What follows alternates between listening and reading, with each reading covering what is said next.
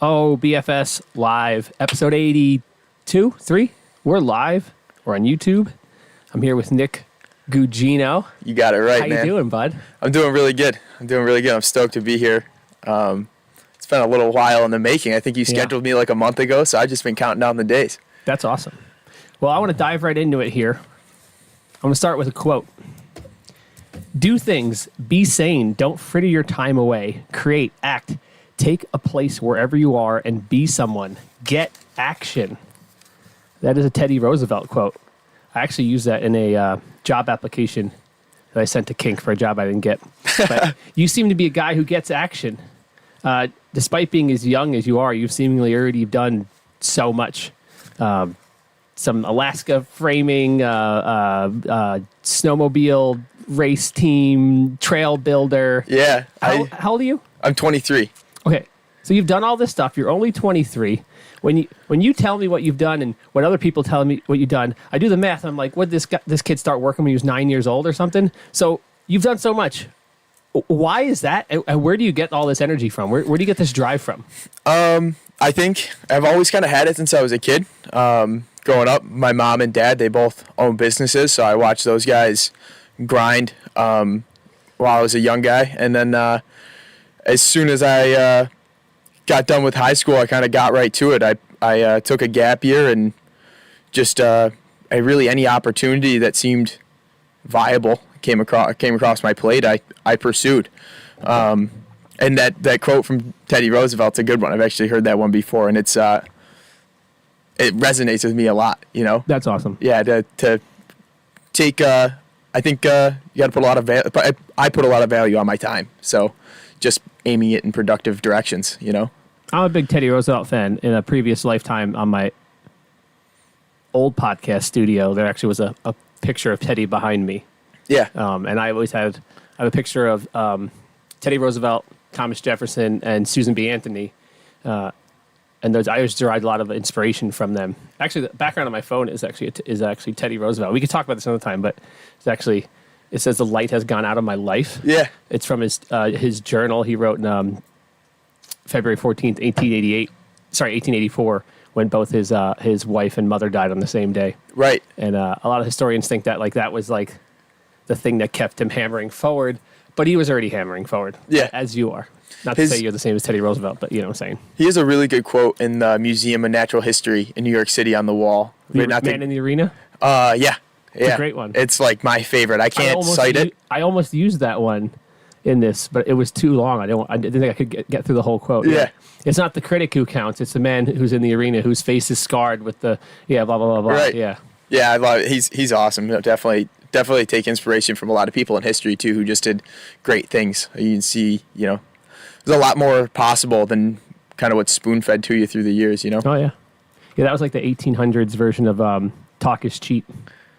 That quote, the that man saying? In the arena, yeah. Who cares what the critics say? It's about the guy who's actually doing it, Right. And you're doing it. So Trying to. Speaking of doing it, somehow you've been the head trail builder at Thunder Mountain. That's correct. Yeah. Thunder Mountain is a downhill bike park in Massachusetts. Yep. How did you get that job at such a young age, and how the hell were you qualified for such? 'Cause I looked at your LinkedIn. Yeah. And it said you were managing a team of 25 people. Yeah. How many of those people are older than you? A lot of them. All of them. Cool. So yeah, not all of them. Not all of them. I actually had a lot of high schoolers that worked for me too. But creative resume typing that is definitely part of it. But a lot of it came from I was being an only child, and the fact that both my parents had businesses. When I ended up hopping in and helping out, because I worked for both of my parents for different portions of time, they'd leave. And, you're like the most trustworthy one, so doing light management for. At what age did you begin doing that?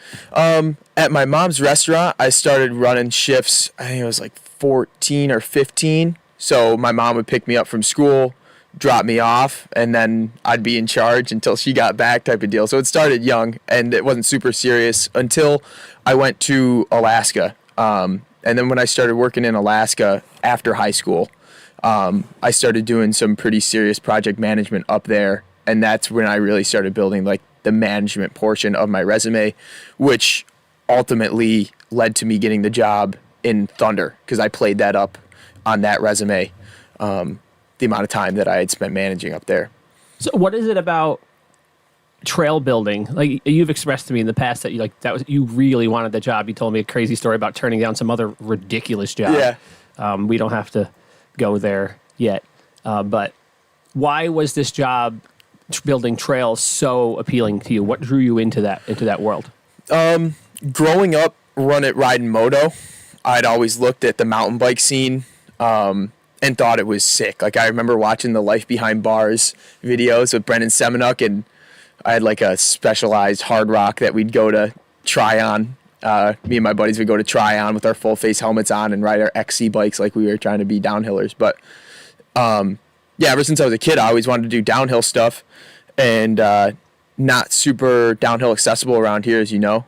But yeah, they saw that job come up, and it just fit what I was looking to do. I knew I liked managing people, so there was a big bonus there. The field of interest was there, you know, me loving mountain bikes, and then just playing in the dirt. I'm a pretty simple guy. Yeah. I like building stuff with my hands and having like a tangible output to the things that I do. And so it really checked all the boxes for me. So, and it was at the time I was looking to get a little bit closer to home because I'd spent the past 3 summers prior up in Alaska, and it was getting to the point where it was like hard for me to do the back and forth. So if you're 23 now, yeah, and this would be your 3rd year potentially working at Thunder, yeah, so that puts you to 20. yes. So you're saying you were 17 and working in Alaska? Is that correct? Yeah. That's insane. Yeah, it was pretty crazy. You're up there alone? Like, did you go with family or your dad, or you just straight up went? The first time that I went was in between 11th and 12th grade, and that wasn't for work. That was for recreation. I went with my old man. We actually drove from here to there, which was sweet. We saw a lot of cool stuff along the way. But yeah, so we went up for 2 weeks then. And while we were there, the guy who we went to visit, Mike Wegley, he had purchased a really small piece of land up there and wanted to build a cabin. And he started working on it while we were there, and I kind of clicked into the whole like Alaskan groove pretty quick, even though we were only there for 2 weeks. And he was like, "Hey, you're graduating high school next year. Why don't you come up for the summer?" And I was like, "Okay, that sounds cool." And so I went up the next summer just to work for him. No expectations of what the job was, like grunt work, no matter what. I didn't really care what we were doing, but I was just there going up to do it and happy to be there. So, and then that kind of evolved into, you know, I was able to get my head wrapped around a lot of the logistics of the project that we were working on, building that cabin and whatnot. And he's like, "Hey, keep coming back." So my one year summer that I spent up there ended up turning into 5 years off of, because I was planning on going to college not right after high school, but taking one gap year. And because that first summer went well and he asked for me to go back again the summer after that, I found seasonal work and then ended up working seasonal so I could keep going back in the summer. You know how anomalous that is in the current zeitgeist of the youth. Like most kids don't even get a job or are worried to do almost anything alone. Right. And then you're like, I'm going to go to Alaska for summer. That is such an insane commitment. Like many kids are like, because I deal with, this is the demographic I deal with, these kids that are going from 12 to 18, right? Right. And a lot of them are like, oh, well, if I get a summer job, I'm not going to be able to hang out with my friends and ride. And that's like a part-time summer job. And here you are, 18. You're like, I'm going to spend the whole summer in Alaska. And I do think that sounds sick. And a lot of people probably think that sounds awesome. But a lot of people wouldn't have the tenacity to be like, let's go. Yeah. It was definitely a lot of sacrifice. I think a little bit more than I had initially bargained for when I took the job right off the bat, because I did go from I have a great group of homies at home that I was just didn't really think about it until I left, and I was like, oh wait, I'm 5,000 miles away from everybody, riding moto 4 days a week. And, I wasn't really riding at the skate park at that point. I was pretty much only riding moto at that point. But yeah, just all the things I was used to doing changed in a heartbeat. But I think it was good for me because I definitely had set up like a comfort zone in Rochester and in Bloomfield. And it was really good for me to get out and try some things.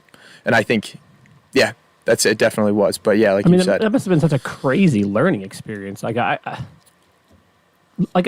feel like I can't stress this enough that nobody does this. And if anyone I don't know how many young people listen to this show because podcasts aren't necessarily like a young kid thing, right. but like, do the thing, man. Holy 100%. crap! Like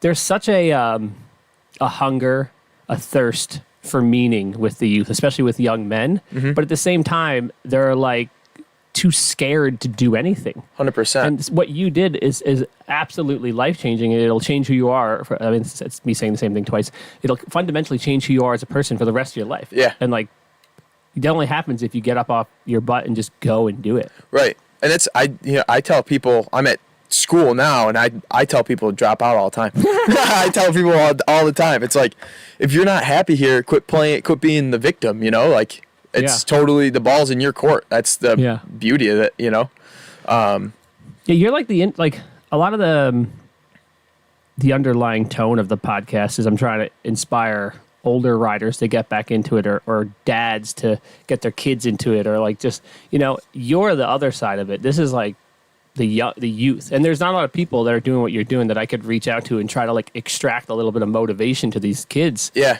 like you're only young once. Definitely. I got to travel a lot and do a lot of cool stuff. And it was so funny. Tell me how this sits with you. My dad would tell me all these crazy stories he did when he was young. Yeah. And I would think, man, I could never live up to those stories, And then we were just doing our thing and riding bikes and whatever. And then I look back and I'm like, holy crap. Like I did some I was telling Dara that the other night, like when my friend first got a car. So as soon as he had a full license, I imagine we must have been 17. He had probably like a late 90s Chevy Lumina. Yeah. And there was 3 of us in this car. Uh-huh. And it was Philly, Baltimore, DC, Richmond, Raleigh, somewhere in South Carolina, I don't remember, and Atlanta. Right. And this is pre-smartphone. So this would have been 2005 or 2006. Right. And we had like no money, no smartphone. My friend Tom, who had the car, had a phone. He had a Nokia like brick phone. Yeah, yeah. We had like a bunch of like MapQuest directions printed out and raw maps, and we would just get to Atlanta or whatever, pick a random place to park, and then just go ride around the city. Just the premise of just parking your car and going to ride around the city without something like an iPhone to get you back to the pin where you parked your car. Yeah. That in itself is a skill that most people don't have anymore. That sense of direction. I have an excellent sense of direction. Right. Probably because of doing all that. Also, growing up playing in the woods, you have to be aware of your surroundings and the topography and the different types of trees are here and like know your way to get home. Right. But that nobody does that shit. I know it is. It's crazy. And it's funny you mentioned the stories that your dad told, because my dad used to tell me stories too that I was like, man, that sounds so sick. And wanting to replicate that in some way. But I think it's getting harder. It's getting harder to replicate that stuff because it's just so easy to be mellow, not go that crazy. People have been tricked into thinking that they are experiencing life through this 4-inch screen in their pocket. Right. Right? They're like, why do I need to go out and do anything? I could just look at these sick videos. I could watch the people doing this. And it's not the same. It might feel the same. I recently read a book called The Extinction of Experience. Uh-huh. And it's basically about how when you do something, you have an embodied experience versus just staring at a screen, and how we're, obviously the title says it all, the extinction of that, right? And it would really be beneficial to a lot of people, especially the youth, if they use their phone as more of a tool to help them experience embodied experiences versus a distraction from having embodied experiences. 100%. That's a super cool part of the trail crew for the younger kids who come to work for me up there. Yeah. Is we get to do that. Like we get to force these kids to like just be out and about and be in the woods where, some of them haven't done that before. They just got the job because for the same reason I got the job. I just liked mountain bikes, but they get to have a really unique experience, and it changes, their outlook on things too. Yeah, it's unbelievable. Shout out Foxes in the chat. Oh, hell yeah. Sean Danick's in the chat. What up? Fox is one of the young kids out there. I think who's doing it. He's gotten to welding. Oh yeah. And again, a lot of his peers in the scooter world are just like, I'm gonna work a little here, work a little there. Yeah. And just he was getting up at 3. He was working for that. They're fixing train cars down in like Dansville or something. Oh yeah, I'm familiar with the job. Yeah, and like getting up at like 3 a.m. to drive down there. He recently switched jobs, but like that just shows like he's willing to do it. But that's also reflected in how good he is at riding. He's willing to put in the work. And maybe that's, I don't know, you're not good at riding, so maybe that's like, yeah, I know, dude. I wish I was better at riding. But you came from a mountain bike background, right? More moto, actually. I'm sorry, I meant to say motocross, yeah. Yeah, that was my first set of 2 wheels was a little PW50. I was 3, and my dad got me riding on that thing. But I never raced or anything. We just kind of rode for fun until I was old enough to start paying for it myself, and that was a big motivating factor for me when I was younger. So like you asked, like if I started working when I was 9, I shout out Craig Cyclesmith. That was my first job, sweeping his floor. But I wanted to make money so I could go racing.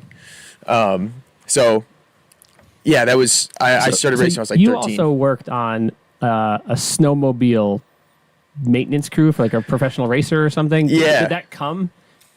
Before we get to that, did that come out of the motocross world, or was that just completely random? A little bit. I was doing a lot of bike builds and posting them on Instagram, plus like social media. Builds. Yeah, dirt bike builds. So I was like, making them trick and stuff. And I worked at the local motorcycle shop in Bloomfield for my last few years of high school. And I had met this kid who was pro on the East Coast, and he reached out to me. That summer while I was in Alaska and said, hey man, I'm going pro and I need a mechanic to come with me this winter. And at that point I had no plan for the winter. All I knew was that I needed to take that winter off of school so I could go back to Alaska the next summer. So I had this winter open, and I was just gonna bum around. Like I was just gonna spend all my summer money driving around.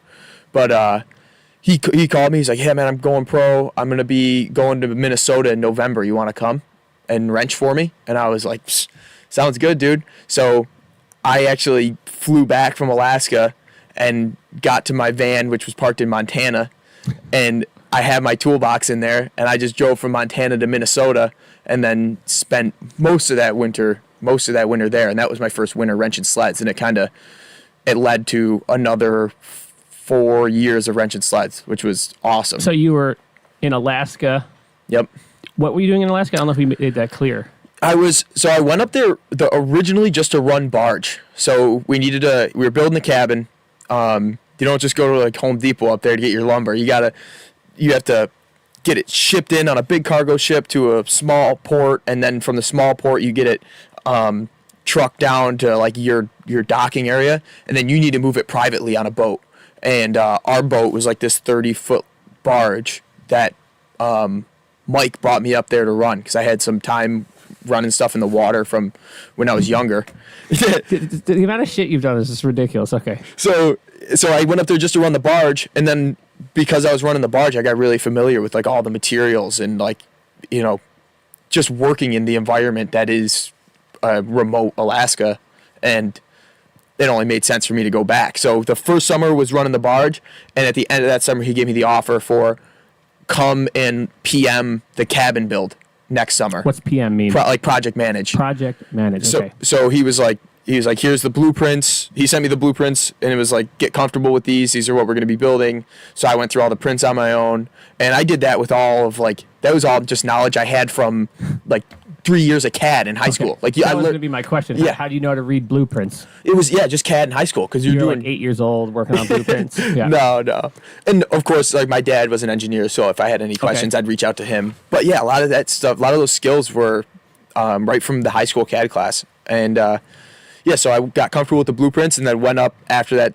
snowcross season, which ended up going bad. But that snowcross season, that winter went back up and then built the rough frame of the cabin. Okay. And then went back another summer to PM again, and then we had like more contractors come in and like we stood the walls up and dried the place in. So you're doing project management on some sort of cabin build in Alaska Yep. in the summer, Yes. and then being a tech on a professional snowmobile team in this winter. Yes. Yep. And what were you doing with that? Engine work or everything work? Everything work. And it did change. I changed teams a couple times. So the first season I went out, my rider ended up getting hurt and Okay. cut my season short. And I actually went back to Montana and finished my winter in Big Sky. But the following winter, I went out with a small team of like 2 riders, no pros. We had 2 pro light riders. And I did everything for them. I was their practice mechanic and race day mechanic, engines, suspension, you name it. It's so ridiculous. And that stuff just came from when I was young, wanting the moto, like learning how to wrench on my bike. Yeah. And then having the job at the cycle shop. Like it was all that. And then just accelerated once I got there. It was like reading the manual front to back and figuring out, the whole song and dance. But yeah, so the second year I went out, I was on that team with the 2 pro light riders, Green Mountain Racing. And then the third year I went out, I was like, I'm done with Green Mountain, had to falling out there. And I went out with a privateer, my buddy, Cody, who was actually on Green Mountain. We both had a falling out with them at the same time. So we went and started our own little team. And that was fun because we had to do like the social media and like we got the sponsors. So I got to see a whole nother side of snowcross. And we did 1 year privateer. And then my 4th year was when I actually got onto like a premier team. We were factory backed. The team was 1-3 Motorsports. And we got. So you must have been good at it if you got hired to a good team. Yeah, it was decent. It was good. It was Well, what makes you good in that domain? Just like, attention to detail and willing to. I mean, yeah. Yeah, just willing to put the time in. That's a real time investment thing because it's like. Well, if you're out on the road, don't you have nothing but time? Exactly. But other people are slacking off. Yeah, other guys like, they're going to the bar, or they're, going home. They're like, I don't want to make it sound bad because I probably could have been a little bit closer with my family, but they're like, I'm going home to see my family. It's like, I was like, no, I'm staying. Season starts in October and it doesn't end until the middle / end of April. I'm staying. I'm going to be, I would sleep in the shop, it was full on. But yeah, just attention to detail, and I kind of made a reputation for myself on the circuit of like, this kid's worked circles around the guy he got now, and just went off of that pretty much. That's kind of how I've always been. Yeah. Probably once I got to my mid-20s at least. Yeah. So still a decade behind you, but yeah, just wherever I worked, I always just ran circles around people. Or wherever I worked, people always thought I was like the owner because I was just so invested in what I did. Now I am, but yeah. Yeah, exactly. So let's try to bring it back to trail building. Yeah. Just there's so much going on here. Right. So we asked you what it was about trail building that drew you in. You said it was just working with your hands and building stuff. Yeah. Now, some people might not know, if our viewers are skateboard related, they don't really know what a downhill park is, but it's basically a ski slope, and in the off season they build these downhill trails and what they're different skill levels and whatnot. Yep. So when you get involved, is this, it's just a ski mountain and you have to build everything, or were there already trails, or is it just repair work? Is it a little bit of both? What exactly does it look like when you're a project manager at a downhill bike park? It's mostly maintenance. It's mostly maintenance of the trails, which for any of our guys who are listening that build BMX trails, like they know that's a lot of work. 'Cause we got a lot of lips and a lot of landings and a lot of berms. So beginning of the season is all just maintenance. And if the weather allows for it, you'll do some new build stuff mid season. But yeah, a lot of maintenance and rebuilding stuff and keeping drains cleared. Nothing super glamorous, to be honest. It's just a lot of work. But it's cool because you get to, to some people it might just look like a jump or just a berm, but like when you got the whole crew there and you're looking at the top edge of a berm and it's all like 90'd off, Yeah. It looks sick, But yeah, it boils down to a lot of maintenance. So is this all dirt features, or are there wood features? Is it everything? It's everything. Yeah, we have dirt features and wood features. It was a bonus on my resume when I was applying was the fact that I could timber frame, because all of our wood features there are rough cut lumber right from the mountain. I had to do a lot more tree work than I thought I was going to have to. I mean, I was felling 10 trees a week.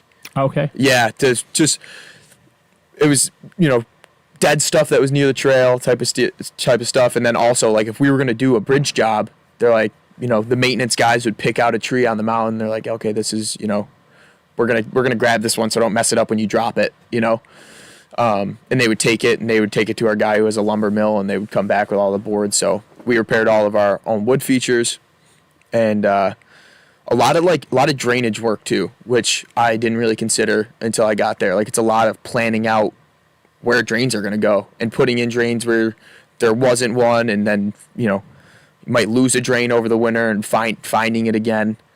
So lose it insofar as like the dirt covered it, and you like dig it back. Okay, exactly, covered it, clogged it up, and they're like, a lot of times you'll go to a spot and it'll be really wet, and you're like, man, I can't believe nobody put a drain here. And you'll start digging to put a drain in, you'll find the old one, you're like, oh, well, we just forgot to dig it out last season, and now here we are. But do you typically dig out drains at the end of the year? Usually it's a constant thing, because it's being that you're on the slope, you constantly have dirt coming from up above and just tanking everything below it. Like, so the grade's pretty steep on this mountain. Oh yeah.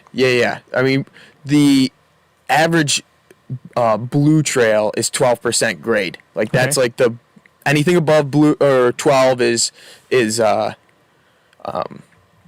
black. Is black. Yeah, thank you. You say anything above 12 inches is black? Is that what you're saying?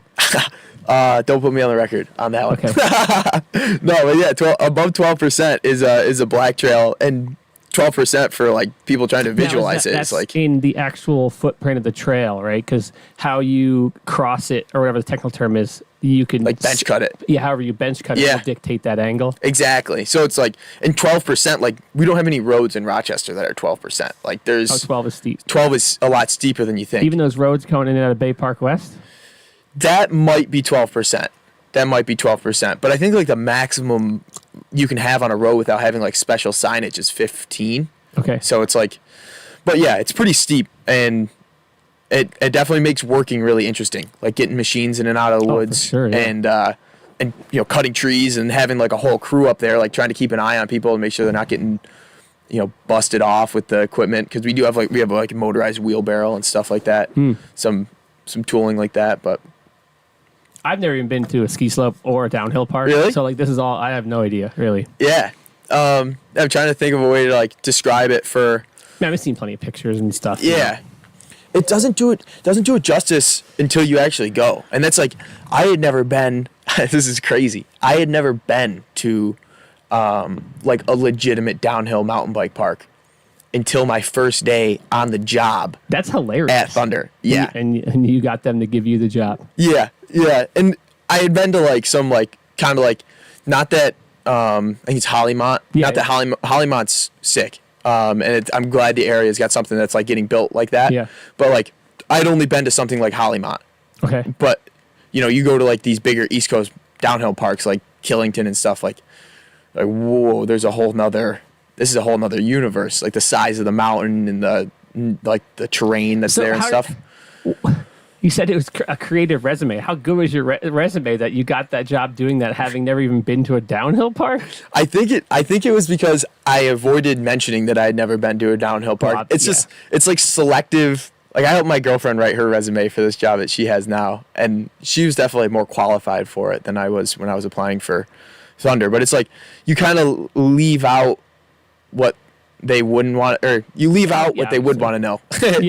and like, they didn't ask you this in the interviews, like no, like what's your favorite bike park, no, they didn't ask me like my favorite bike park or anything. They asked me if I like mountain biking, and I'm like, yeah, I mountain bike. Like, I was mountain biking when I was home. I'm mountain biking 3 times a week. But it's at Dreyer and Bay Park West, so I'm riding like XC. I was like, yeah, I mountain bike all the time. and I have a lot of experience jumping from moto, so like I know what a good jump looks like. Okay, fair. That's fair. And yeah, so that's where I left it, and then the woodworking stuff on top of it. I was like, yeah, if you guys have any wood features, I'm ready to take those on. I was honest, and then honest where if you're telling them anything, just make sure anything you are telling them is 100% honesty. Well, yeah. So it's like when they were asking me like, if I'd built a wooden jump before, I was like, no, never built a wooden jump before, but I've spent a lot of time running woodworking tools. I'm sure I could figure it out over time, They're like, okay, cool. And they appreciated the honesty. As a project manager, would you be the one deciding what the size of the lip and the radius would be, or would someone else do that and it's just your job to physically make it? Well, while I was there, I never had to build any wooden jumps. I did a lot of bridges and stuff, some wooden jump repairs. Okay. But I think if we had to build a wooden jump, I don't know what we would do, because we haven't. Originally, the park itself was designed by a mountain, I want to call them a consulting firm called Gravity Logic. And what Gravity Logic does is like they sell you a trail plan, and then they also sell you like a base setup as well for like the base area. So they set up your bike shop, they set up your lift and whatnot. But Gravity Logic originally designed the park, and all of their like wooden jump features are actually under contract. So you can't make any like major alterations. You can do repairs, and you can do like you're obviously going to buff the landings every season, so the landings will change a little bit because the landings are dirt. But the actual lips themselves, they're like, keep your hands off of those, because whether you work on them or not, they're Gravity Logic's jumps, so it's going to look bad on us if they're not running right. So they can actually, there could be ramifications for like a major alteration in the park that's not approved by GL. That is really interesting. Yeah. That is really, really interesting. Wow. Huh. And we actually ran into a problem like that 2 summers ago, because, or I guess it was 3 summers ago now. We had a bridge. Like I said, everything's built with lumber right off the mountain. So we do deal with, it's always kind of like you're chasing around stuff that might be getting a little soft here and there. And it's always like, you're always doing bridge checks, right? But I'm doing a bridge check one day and noticed that one of our big bridges, like 20-foot span, all 3 stringers are like cracked. They're ready to go. So we're like, all right, shut it down, rebuild the bridge, full rebuild. And this was the biggest bridge that I had rebuilt yet. It was from one trail over top of another. Okay. And then continued, and it wasn't just a bridge, it was also a drop. So I reached out to the manager that was above me, and I was like, hey, we got this bridge, it's smoked, I need this much lumber. What do you want me to do? Can we just fix it? And he's like, yeah, go ahead, fix it. But there had been a complaint that we always got from this bridge, was that people would hit it, and like I said, it was a drop, and it was a pretty good, like 14-foot drop. Oh, wow. People were landing it to almost flat, so it sucked. Yeah. So I asked him, I was like, hey, can we take care of fixing that problem we're having with the people over jumping the drop? He was like, yeah, within reason. And I took that as, okay, full bridge redesign. And we took it from a flat bridge to an A-frame that you could either double or ride to the top of the A-frame, and the uphill was like a speed check. So it'd slow you down, and you could ride off of the A-frame and still do the drop. And it was like an extra 8 feet taller. We were going 14 feet because we were going to the bottom of the landing on the first iteration. This was like 14 feet from the top of the bridge to the sweet spot now. Just pulled it up and got the speed right to where it was. So it was riding really good. And I called him. I was like, hey, bridge is done. He's like, all right, great. I'm going to come check it out. He came up and was like, almost turned inside out. He was like, what did you do?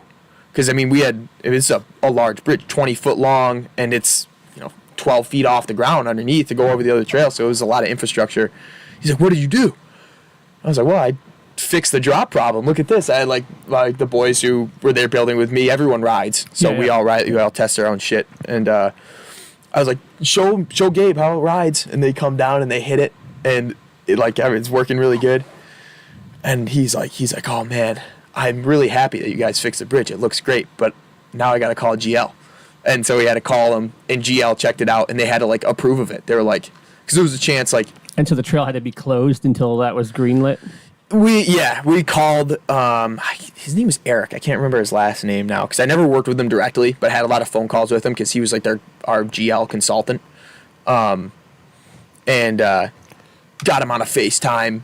He showed him the bridge, had people hit it, showed him how it rode, and he like gave it the green light. So it didn't take all that long. It's not like anybody had to fly out, but it was So like they didn't even have to come see it in person. no. That's what it was like. It was really loose, and I never really had to get too involved with like the actual interactions with GL. It was just that was the way it was always spun. Was like we got to be careful because this stuff needs to be. We want to make sure that this stuff is backed by GL. So it was some like made the bike park safe in a way. Yeah. Also, it probably spreads the liability in a way that whoever owns the mountain is probably pretty happy about. Yeah, I think that's a portion of it as well because this GL when they get involved at these mountains, like Whistler is a Gravity Logic mountain. I think they're like Gravity Logic's, really dug their roots in out west. That's where they started. And like those mountains that are Gravity Logic run mountains, like they'll even have a Gravity Logic trail crew. So it's fully GL liable. Okay. It's pretty interesting how they do it. It's a crazy business model, and I think there's a lot of people starting new trail companies that don't really consider like the consulting business side of it, and it's more just the, we're going to build a trail and then peace part of it. But trails are, you build it and it's immediately becomes a non-stop project unless you want it to just disappear. Yeah. Nothing just sits in the woods and gets ridden by thousands of tires and stays mint, Yeah. Well, here at BFS, I always try to give people like a behind the scenes look at what's happening. Is there some insights to this trail building thing at a bike park that, that riders wouldn't realize, like something that, I don't know, just if you went behind the curtain and like, oh wow, look at that. I would have thought of that. Yeah. I think a lot of people that come to ride downhill mountain bike trails don't realize the amount of work that goes into it. Probably similar to the patrons you have here, which you've been showing people on Instagram. I don't think people who come to ride at the bike park really understand like the amount of time and effort that goes into building those trails. Like literally every rock has to get overturned on every foot of trail before we open. And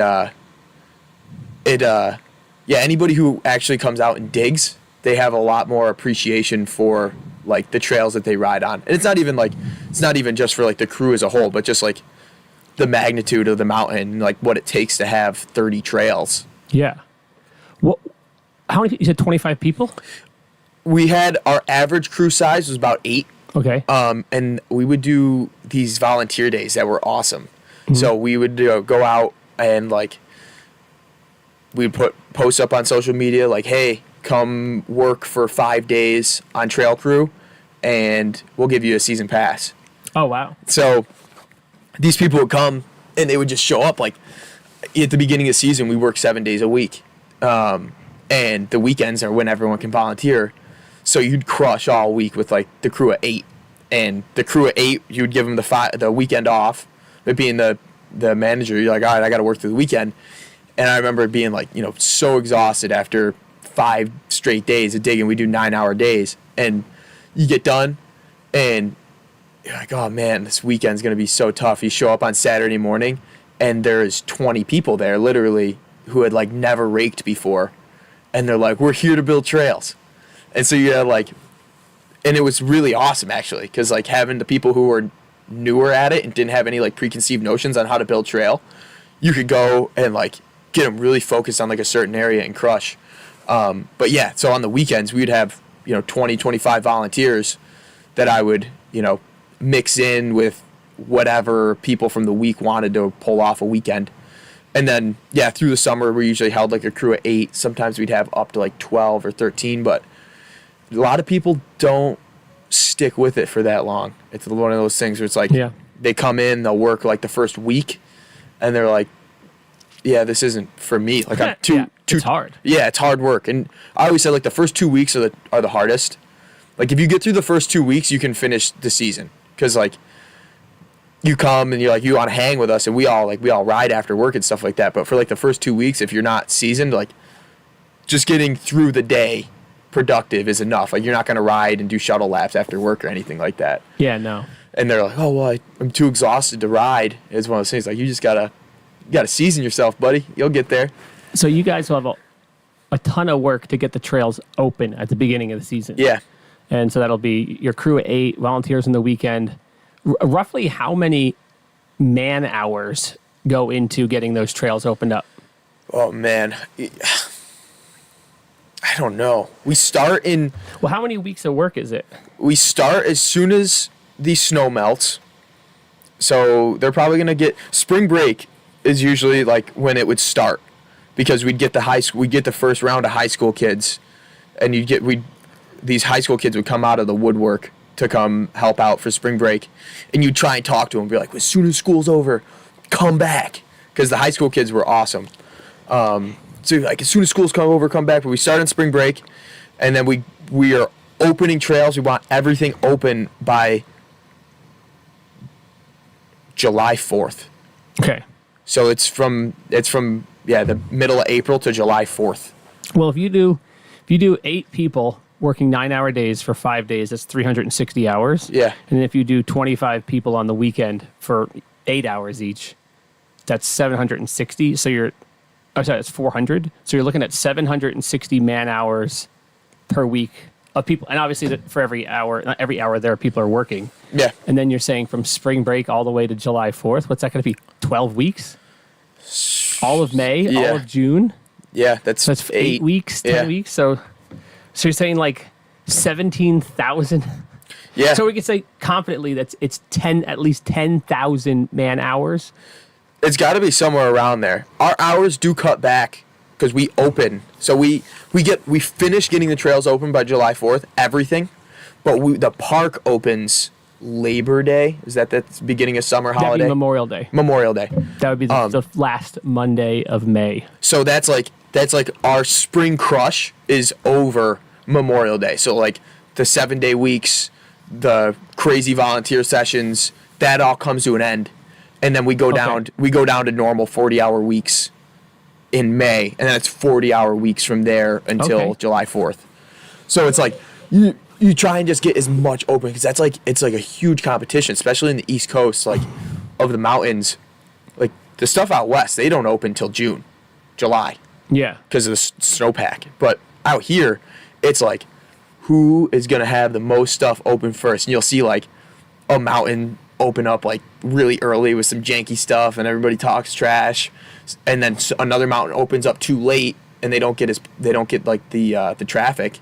So it's like finding that balance. You're like, how long do we need to get enough stuff open to have the variety to be interesting and also have it sick? Like you need the variety and you need it buffed because you don't want stuff open that's not ready yet because then people just dog on it. And it's like just from the middle of April to Memorial Day, like we'll get one jump trail open, we'll get the green line, and we'll get like 2 blue trails open. How many total trails are there at this place? Oh man, I almost have to look at a map. I mean, we've got 3 main jump lines, which those take up the most of our time, and then we have.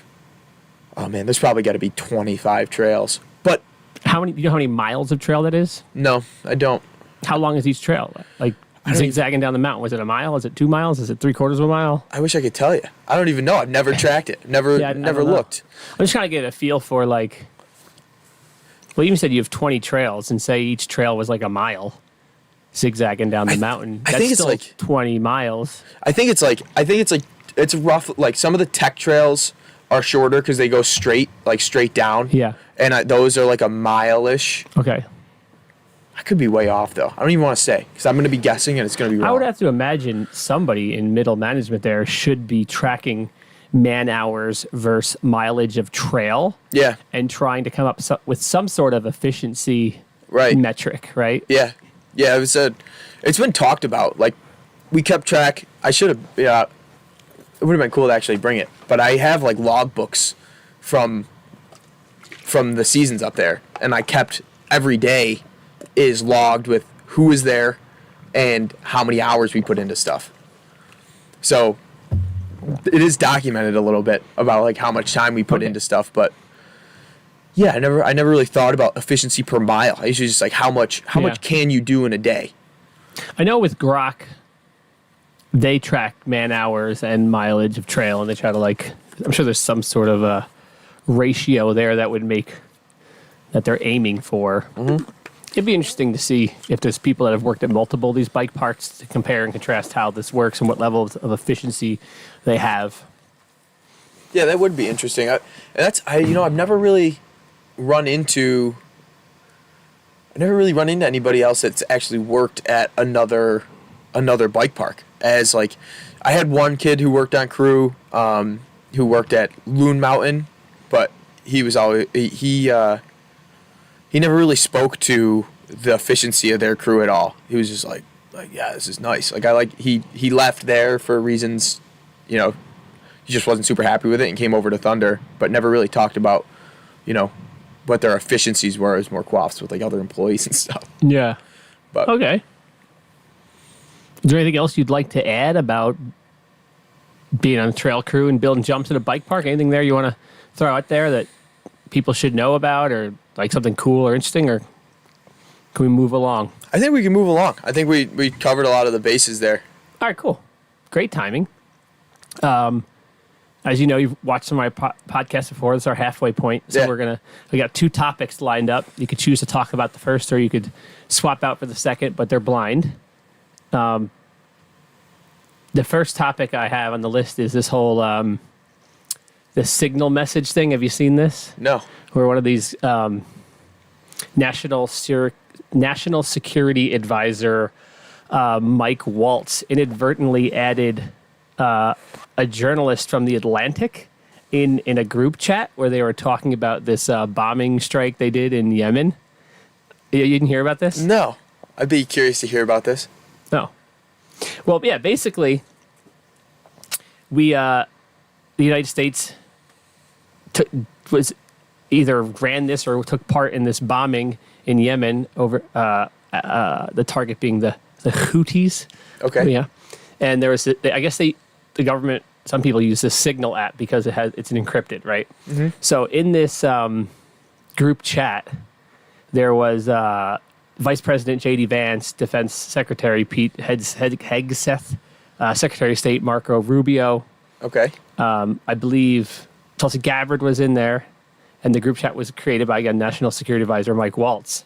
And he had somehow inadvertently added Jeffrey Goldberg, the editor-in-chief of The Atlantic, to this group chat. And there's like screenshots of literally being like, actually, I actually screenshotted the screenshot, so I can actually read it to you. That's a little bit of a unfortunate mix-up now, isn't it? Where the hell did it go?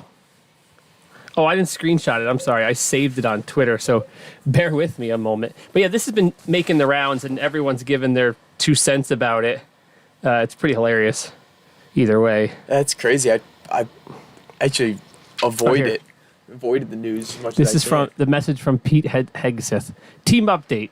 Time now. 11:44. Weather is favorable. Just confirmed. CENTCOM to go for mission launch. 12:15. F-18 launched. First strike. 13:45. Trigger-based F-18 first strike window starts. Target terrorist. Blah blah blah blah. Location. Also drone strike launch. MQ-9S. 4:10. F-18 launch. Second strike package. 4:15. Strike drone on target. This is when the first bombs will definitely drop, pending earlier trigger-based targets. 15:36, F-18 second strike start. Also, sea-based Tomahawks launched. So they're literally, this is exactly what we're doing, apparently. Yeah. And so commentators all over the board are being like, this is completely unacceptable. Some people are being like, well, if that journalist had some journalistic integrity, he would be like, hey, why am I in this group chat? Right. And obviously, everyone on both political sides of the spectrum wants to spin everything to their narrative, to argue, Right. this is whatever, all these people being like, what are Hillary Clinton's emails or whatever, Yeah. Either way, this was a huge fumble, right? Yeah, that's crazy. How could it be? I don't even understand how it could be a fumble. You'd think there'd be some sort of protocol, like, roll call in the group chat. Once you create a group chat, let's confirm everyone in this chat is who they are. Obviously each person doesn't have every single person's number. I don't know how Signal works, but you'd think, also if you're a journalist, it is kind of like a little bit like slimy to be like, oh, I'm definitely not supposed to be in here, but I'm just going to be quiet and listen, Yeah. And so he wrote a story about it. Yeah. And it's interesting that guy is of the left. It'd be interesting if the same thing happened during a different administration. Would he still, leak the information? Because obviously, that information being leaked out can put American soldiers in harm's way. I didn't even think of that. Yeah, I was all over Twitter. People get everyone's take on it. It'd be tough. If you were in his shoes as like the journalist himself, like without putting much thought into it. It'd be like the monetary gain of putting that story out for him has to be crazy, which is like... Well, what's interesting is like the story is the mistake that was added. Yeah. But also like, it's like, I don't know. What does... Michael Shermer, you know who that guy is? He's the editor-in-chief of Skeptic magazine. No. He said something like, he's like, this is really like almost like a non-story. It's like, the story is that someone messed up and put you in a group chat. But obviously, like I said, there's, that information leaked could put American soldiers at harm. Yeah. My point is like, I don't know why we're bombing anything if we're not at war with someone, right? Like that doesn't make sense, but that's how things have been going for the last 40 years. Right? Yeah, exactly. Like we're not at war, but we're essentially at war. Yeah, that's crazy. I mean, it would definitely be outside of my, my moral compass wouldn't point in the direction of that. We're like, oh yeah. Oh, there wasn't like a summer where you worked for the CIA or something that you were gonna just drop on me right now. Yeah. Actually, that one time. No, that's crazy. Yeah, I can't believe I hadn't heard of that. So what's come of it now? Has there been any? So what happened is the reporter said that they were war plans, and Hegseth said. He said some like crap, like, oh, he's a discredited, dishonest hack of a journalist or whatever, and they're not war plans. And like, while that's technically true because we're not at war, air quotes, at war, right? They were. So then the guy went back and he edited the title of the article to be like, bombing strike. He changed the word war out of it. Yeah. And then people are like, ha, see, he admits he was wrong. It's like, it's still less wrong than adding someone into a group chat. And like, and there's so many people that criticize all these Trump appointees for being outsiders. And this is I don't think, would insiders make this mistake? I don't know. Like, I don't know, man. It is a crazy mistake to have. I mean, I did have a friend that sent a picture of his genitalia to someone on Facebook Marketplace on accident trying to buy a canoe. So, I mean, it does happen from time to time, but it's basically the same thing. It's basically the same thing. It's basically the same thing, but I still don't understand. Like, yeah, I mean, I don't know. It just doesn't seem like there should be even close to that much incompetence handling that information. I guess it raises the question, like, how would these people communicate about this stuff anyway, right? Right. Were there not protocols in place, or were there protocols in place that they didn't follow? It's a great question. Yeah, you would think that if you're communicating anything sensitive, that there'd have to be some sort of procedure to follow rather than just a group chat. And I saw some clip of some freaking Congress person berating one of the guys that was in the group chat. I don't remember who it was. And he's just like, it was just like such... I can't stand the dog and pony show in politics. And it's like, he's on the stand and this guy's questioning him. And he's like, so you're condoning... And the guy's like, I didn't say that. He goes, so you agree that blah, blah, blah. It's like, I didn't say that either, sir. Yeah. And it's just like this, like, okay, you're just like playing an act to get the viral clip online, Right. and you're not even let this guy, like, they're trying to make it sound like, well, I guess it's true. Everyone in that group chat is to some degree complicit in that happening. You know, Yeah. like maybe that's the protocol that needs to change. Like, hey, everyone needs to independently verify that everyone in this group chat is not only like who they say they are, right? Like, man, crazy though. It is crazy. It's always interesting. Like I never really. I'm kind of forced to be ignorant on that on the political side of things right now with like my schedule. So when I do hear about it and like I get to hear some of the stuff that's going on, it's like, man, that is just like kind of like the last thing that I would think would be going on right now. Like, yes, Yeah. I'm expecting like, because the headlines that usually make it to my zeitgeist are like groundbreaking. Like I'm expecting the one to Yeah. be like, okay, we're actually going to war. I got to stop going to school now. But yeah, to hear it's like, oh yeah, they're just adding, the wrong person to a group chat, and things are like you said. It's like non-news. It's like anti-news because we know that they're dropping bombs on people. So it's like, okay, what are you trying to prove me, here? And my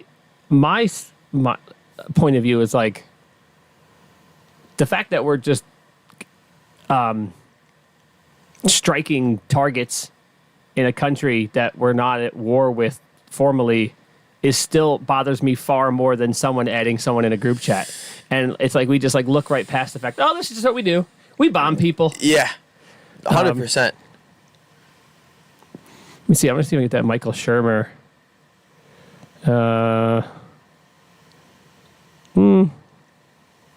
This guy says, so this is Michael Shermer, the editor-in-chief of Skeptic magazine. He's like, if I suddenly and surprisingly found myself in a chat room with Defense Secretary and the Vice President, and they're discussing pending military action, I would like to think that I would immediately alert them to their error and keep the matter private as to not damage the reputations of our government and intelligence agencies and give them the benefit of the doubt, that everyone makes mistakes. Yeah, that's true. And he cites some other examples where things like this kind of happened. He's like, so if Goldberg had discovered some illegal action, then okay, by all means, you could spend all day doing your interviews and elevate your magazine to make it a legit platform and exposing the crimes that they're doing. But when the airstrike around Yemen is against the Houthis, which I guess are a legal organization, what am I missing here?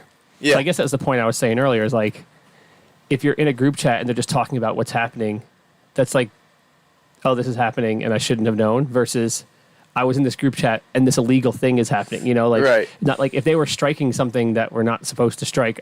Again, my point is I don't know why we're striking anything, but Yeah, just doing the U.S. meddling. yeah. I think we talked about that enough. Yeah, it's interesting to hear about, to know what that's going on. That's crazy because all the people that don't like the Trump administration and these appointees and all that stuff, they're swinging everything, just trying to find that they hate everything, they're mad at everything, and this is like the first thing that I've seen that's like, oh, I mean, this looks like glaring incompetence, and it's because it was a minimum of 4 of his appointees. It looks pretty bad on all of them. Yeah. But also, Marco Rubio has been around in politics for a really long time. Right.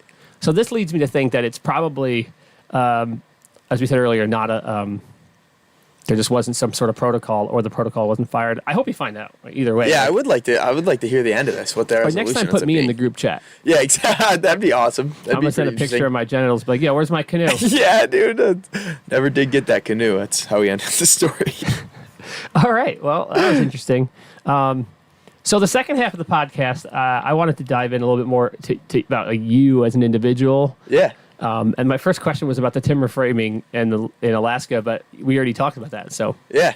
So we're gonna move along. Cool. While I was digging through your social media last night and everything, as you saw, by me liking that hilarious old video, it's very apparent that you were a motocross kid, right? Yeah. I'm guessing that was the first action sport you were into, or did you do other stuff before that, like bike, skateboard, or anything? No, the dirt biking was my gateway to all of the action sports that I love and do today. Dirt biking was the first thing. When did you start dirt biking? I was 3. I was 3 years old and I got my first dirt bike. I had a set of training wheels on it. Wow. And yeah, my dad still's got the video. He pulls it up every now and then. We just used to cruise around the yard and stuff like that when I was real young, and then it just kind of kept going. You know. And you were like a whole dirt bike family, or was it just like your dad? My dad and I. My mom had a wheeler for a little bit, but it was mostly just my dad and I. My dad and I, like, I never played any team sports growing up. I was kind of like I actually really enjoy your stickers that are like Reject team sports. Yeah, reject or team resist sports. team sports. Yeah. That was always my MO. Like, I always tried like a year of lacrosse here, a year of soccer here, and I was like, this is lame. But Yeah. and so the weekends, instead of going to lacrosse tournaments and whatnot, my dad and I would go dirt biking, and we'd go to like these cool places. Since we weren't racing, we'd go to like these cool places and find trails and whatnot, and go camping and ride bikes. And I did that for, really up until I was like 13, 14. I mean, that was like a twice a month ordeal with my old man. So did a lot of riding with him. A lot of camping too, or just traveling in general? Yeah, a lot of camping. And my dad's old school. We had a 1967 Terry camper that we'd take out camping. We called it the Dirty Sanchez. Okay. And when I was young, I had no idea what that meant, and I would like go into school after a weekend of camping, and you go in, you have your little writing prompt. Or this actually happened. We had like a little writing thing. We had to write about the weekend. Yeah. And I wrote about how my dad and I went dirt biking and we took the Dirty Sanchez. and then my dad had to go to school and talk to the teachers. But yeah, so yeah, a lot of camping, and we'd rough it too. We'd go like tent camping and stuff like that. You're out in Wayne County though, right? No, we're Bloomfield's Ontario. Oh, really? Ontario County. Okay. I was gonna say if that was Wayne County, they'd be like, whatever. Yeah, right. Yeah, it was definitely wasn't glamping, but it wasn't But super you rough. still were campering. Yeah, we were campering. I'm a tent camp. Well, it's funny. I call it real camping because we'd use tents, but then people that like backpack, you go, oh, you're car camping. Right. Because you drove a car there. Exactly. So there's all these different levels to it, but yeah. My dad and I did we would do a backpacking trip every year. Nice. Annually. We'd do a 4-day, 3-night, and go up to the Adirondacks and sleep like in the lean-tos. Yeah. Just backpack in. So we got our fair share of roughing it in. It's the best. I did bike camping a few times. The big one, we rode from Pittsburgh to Washington, D.C. That's so sick. That's so sick. with Nate and my buddy Rich. And it was really cool. While it was happening, it really wasn't that cool. Yeah. Is But it it was one of gnarly? those things after the fact, you're like, that was sick. It's like probably like running a marathon or doing a 100-mile bike ride or any of those things where you're like, while it's happening, you're like, yeah, this is all right. Yeah. Because you remember the good stuff. Right. The thing is, the trail we rode, it was the Great Allegheny Passage, which goes from Pittsburgh to Cumberland, Maryland, through the, what's that? The Cumberland Gaps, the Continental Divide or whatever it is. I don't remember. And then it's the C&O Canal Trail from there all the way to D.C. Oh, man. The first trail is all crushed stone. It's nice. Yeah. The second trail is essentially like a dirt road through the woods. It was the C&O Canal. So a lot of it, the Potomac River is right here. There's this dried up canal bed right there, and it's just like a dirt road through the woods. So you have 3 guys on bikes. All of our bikes are loaded with all of our gear. So the bikes are like 70 pounds. Yeah. And just all that tire noise, you can't really have a conversation while riding. You can, but you're kind of yelling. Yeah. And that gets pretty old pretty quick. Yep. So it ends up just being like you and 2 of your buddies riding in silence for 10 hours of the day. Yeah, right? yeah. It's like, cool. And like How many miles was that? 355 miles in 5 days. You got to go there and back? No, just there. Okay. I have some awesome stories of that I'll save for another time, but my buddy got lost and we lost him for a day and had to find him. And then we had one day of the trip, we actually rode 92 miles, something like that, which is just like... That's absurd. By the end of the trip, and when I did this trip, I was in peak physical condition. This is when I was riding 5,000 miles a year. Yeah. I was like hammering single speed. I didn't own a geared bike. I put gears on my Fairdale so I could do this trip. Right. And it was still ridiculous. The same and Fairdale you have now? No, it was it was a parser. It was like one of the early versions that horizontal dropouts. Oh, it's that's sick. similar looking. Yeah, yeah. I'm going to swap them out this season and bring out the single speed again. But anyway, by the end of that trip, if my eyes were closed and you touched my thighs, it felt like the entire quad was bruised to the touch. What? Because it's just like the muscle is just smoked. Yeah. Just like literally like, just like I said, if your eyes were closed and you felt what I felt, you would expect to open your eyes, look down, and the whole front of your leg would have been purple from just how smoked the muscle was. It was crazy. How'd your boys fare? My testicles? No, not your testicles, your homeboys.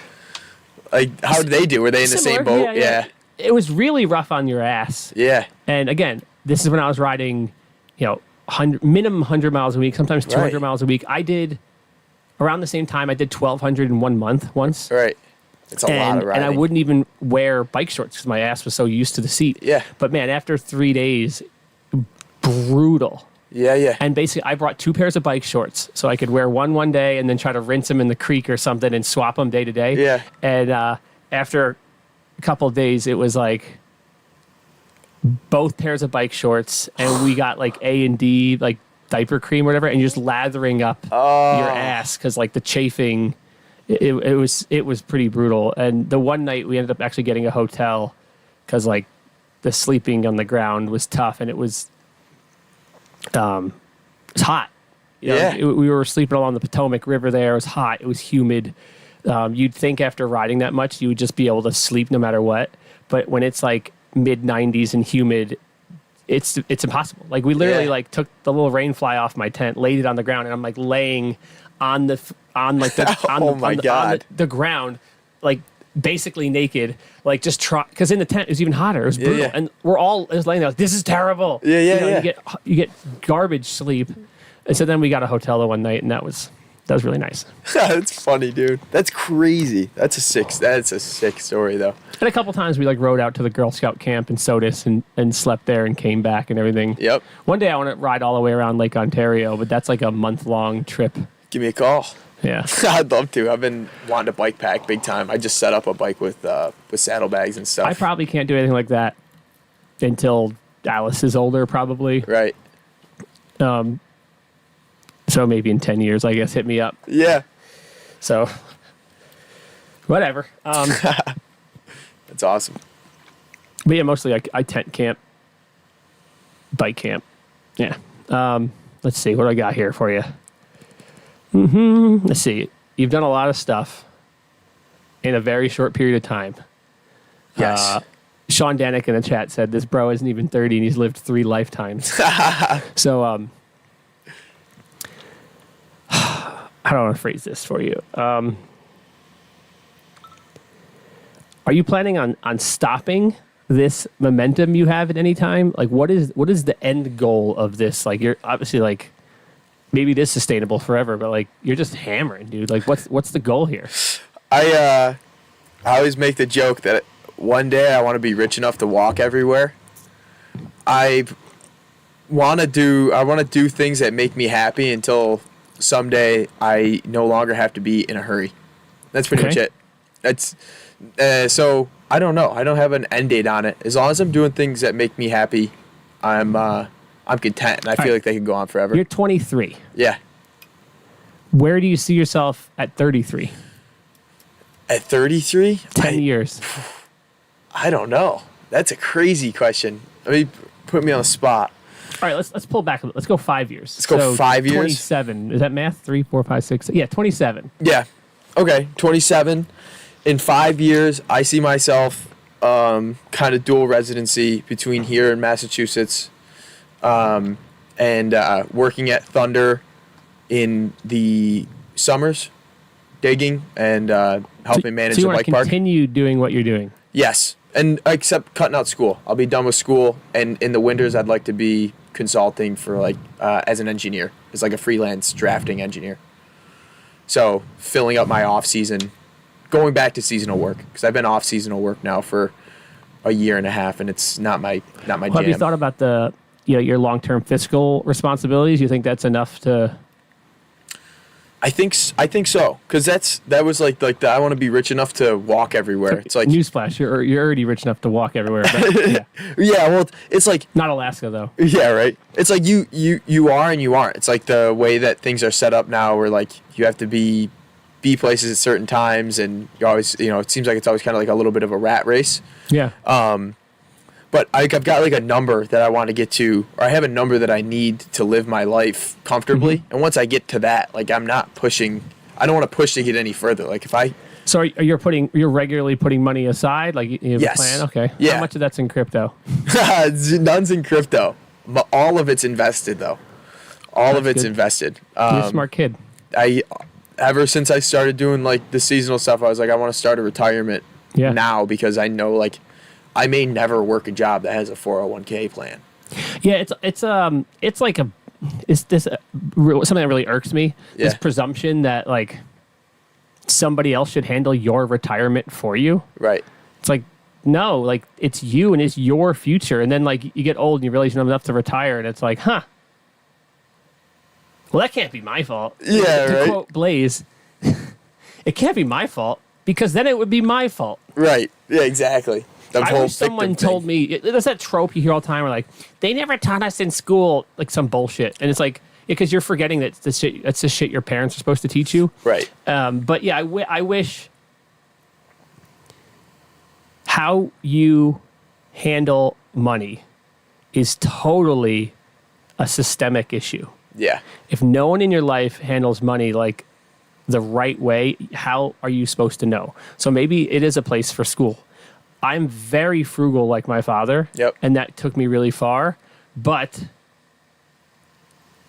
there wasn't this long-term planning and investment, the idea of how effective compound interest is, how much money your money can make. Right. I tell young kids all the time, Riley, I hammered Yeah. it into that kid. I was like, as soon as you're 18, you got to open that IRA. Yeah. Like, and then, I pull up the calculator. I'm like, if you open it with the minimum amount, whatever it was, $6,000, $6,500, and then you only give it $1,000 a year. I was like, when you're 65, you're gonna have $500,000. And he's like, what, really? Yeah. I don't. Maybe it's probably not $500,000, but I was like, yeah, It's a lot. because you're 18. I didn't start working on my retirement until I was in my 30s. Okay.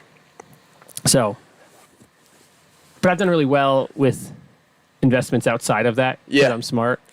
All that time I spend on Twitter is not just me staring at my phone. Like Yeah. I've made some really smart investments by following smart people, listening to podcasts of people who I find to be very intelligent and innovative thinkers. Yeah. And all the stocks I've bought that have been horrible for me are because someone IRL in real life said, oh, you should buy this. Oh, you should buy this. There's like 3 stocks I got completely hosed on. Yeah. And all 3 of them were ones people told me to. Like, Yeah. if it wasn't for that, almost my entire portfolio would be green. Yeah. And the stocks I bought back in 2021 are up 48% Wow. from when I bought them. That's sick. And then my second pie, 'cause I use M1. Yep. My second pie is up 15%, and I bought those like a year or so later. Jesus. So I'm well outperforming the market with that, Yeah. and the crypto as a whole. I've done well over there. That's sick. The whole, like, I guess for lack of a better term, you consider yourself like a day trader? No. How would you classify yourself? It's funny. I talk to Ben about crypto all the time, Yeah. and he's always like, "It's up, it's down, it's up, it's down." I was like, I'm not like, I'm looking at 5 years, 10 years, 20 years. Like, I don't really care about the ups and downs. I'm worried about the momentum.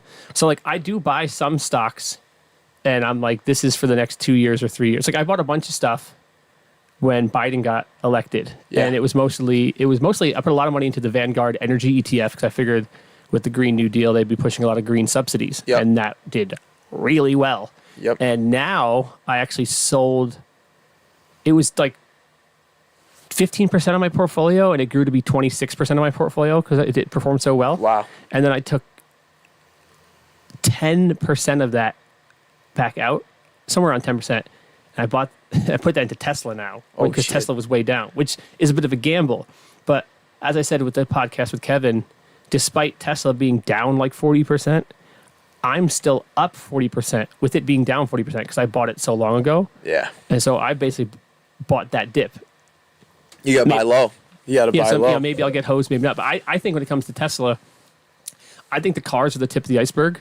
Yeah. I think the robots are going to be the thing that Tesla does, and they're ahead of the curve of everyone there. So this isn't investment advice, but Yeah, I would find it hard to believe that you could lose on a stock like Tesla with the momentum that a company has, whether or not they're in a low spot now or not. well, it's crazy because I just listened to an interview with him, and he was saying that he's like an expert on manufacturing, not because he wanted to be, because every industry he's been involved with, he assumes he can find manufacturers, and then he can't find manufacturers, so he has to learn the manufacturing process of that particular thing, set up his own company and do his own thing to manufacture his own stuff. So like that is a lot of insulation for that company to be protected from global turmoil. Yeah. That mega plant they have down in Arizona or somewhere, they paired up with Panasonic to make their own batteries, and like that's huge. Like That is crazy. especially if the tensions with China go up, and so I didn't realize that. I didn't realize that. I know Musk is huge on like, the efficiency and of his like watching videos of his manufacturing plants is crazy. Seeing how their operations actually run. I didn't realize he was doing it out of necessity though. I figured he was doing that. yeah. The one I just listened to, he literally said like when he started almost all of his companies, he thought he would be able to find manufacturing for literally everything, that it Right. would be just piecing the stuff together, and then he's like, literally I couldn't.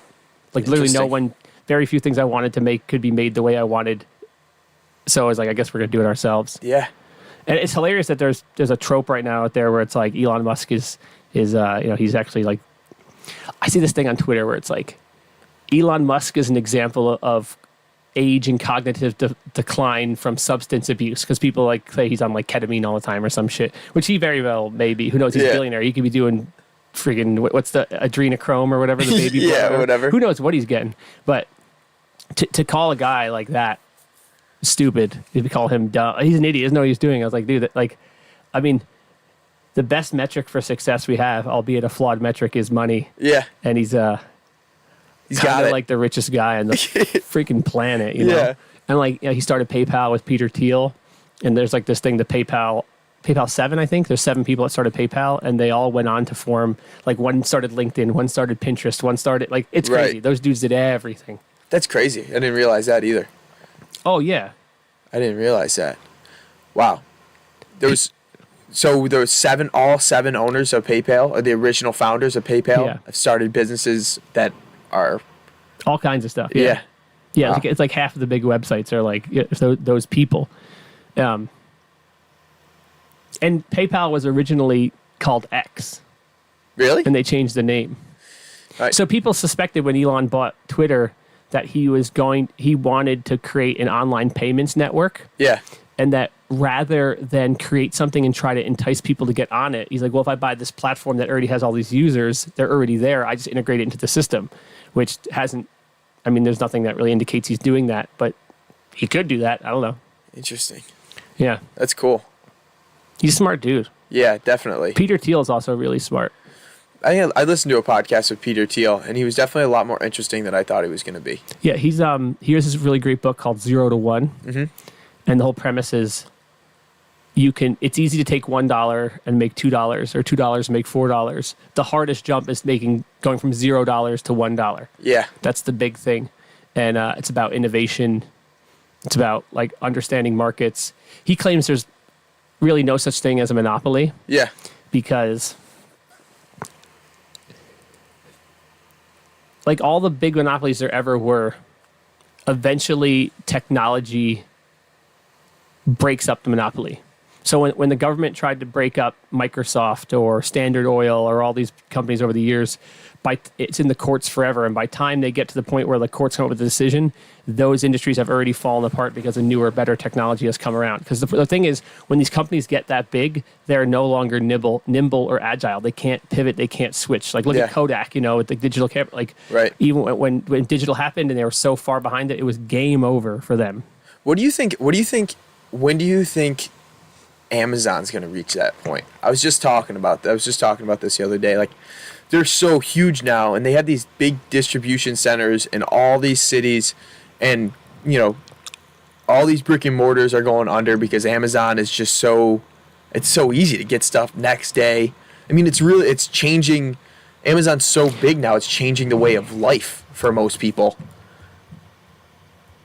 So, it's like, at what point is it going to be like, all right, this is getting too crazy. Like, we need to slow this roll. Well, I would argue that Amazon is a symptom, not the illness itself. Okay. That it's not that Amazon exists, because if it wasn't Amazon, it'd be someone else. It's that people don't want to get off the couch. Yeah. People don't want to.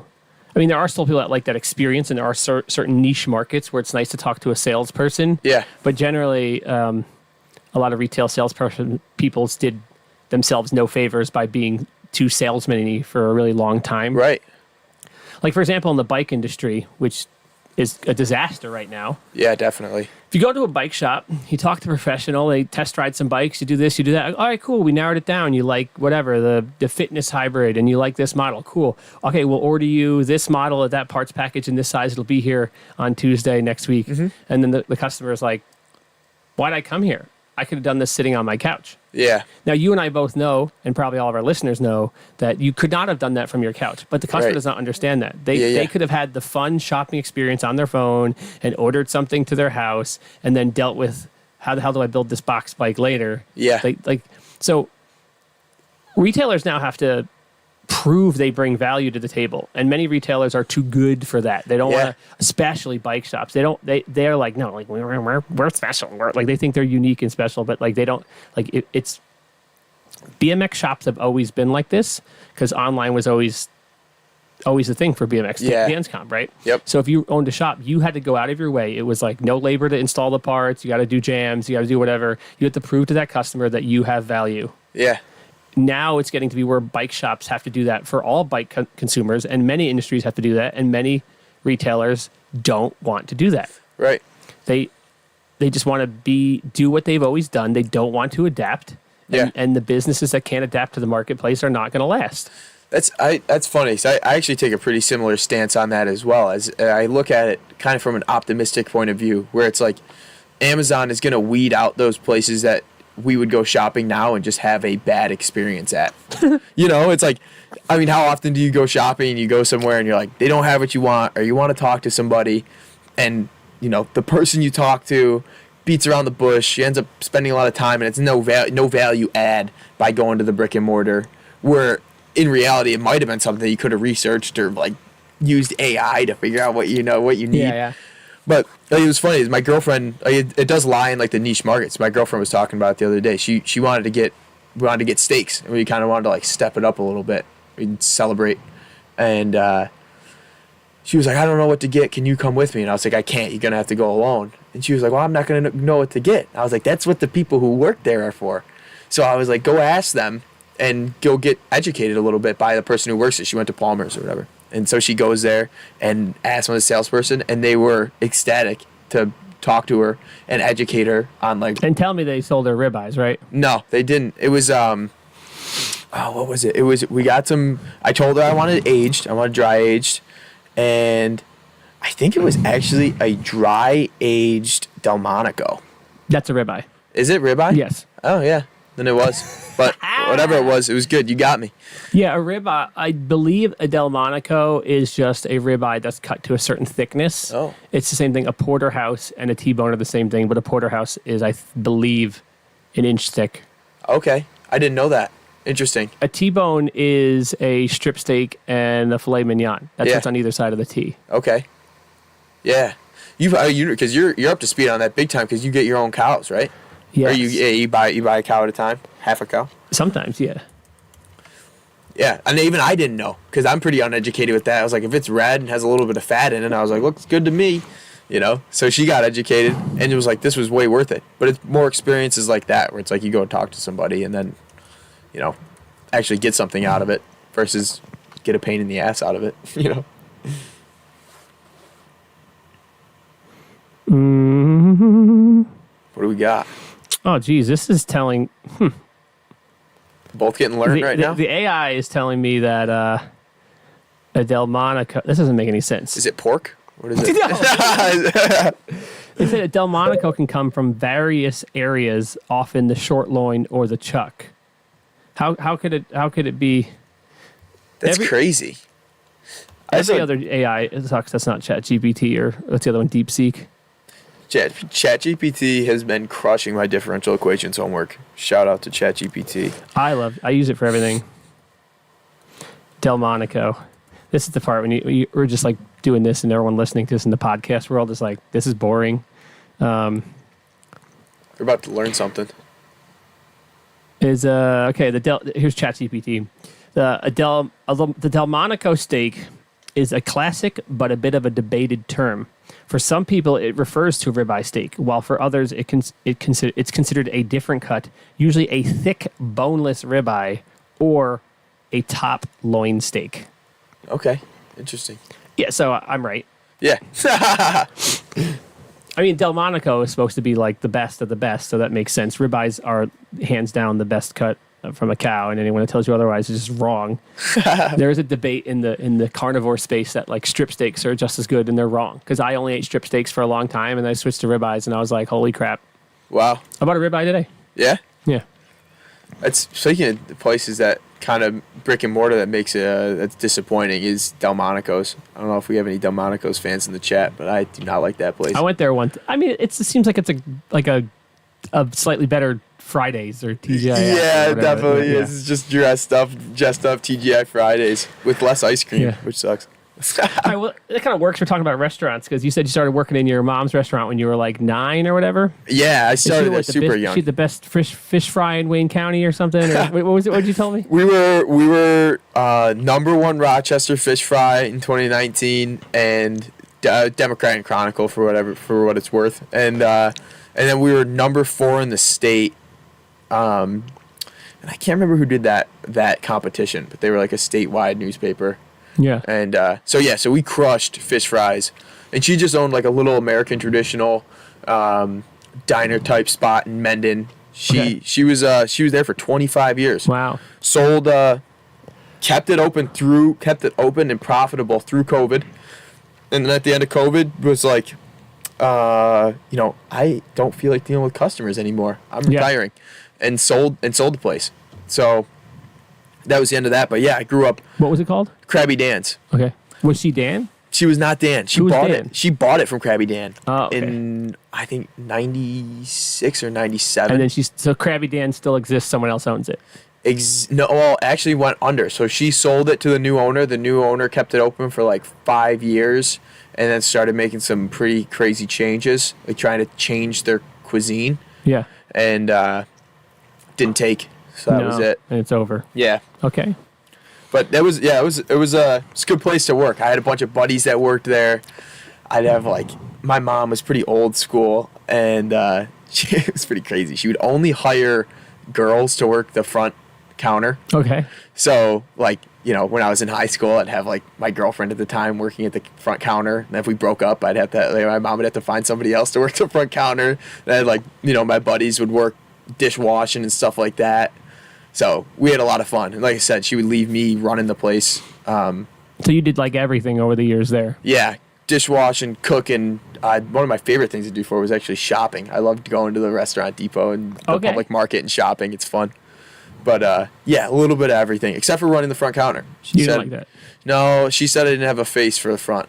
What? Yeah, so she was that's why she would only have ladies run the front counter. She said customers liked it more. So I was like, okay. You could have went by Nicole. Yeah, right. I probably could have pulled it off.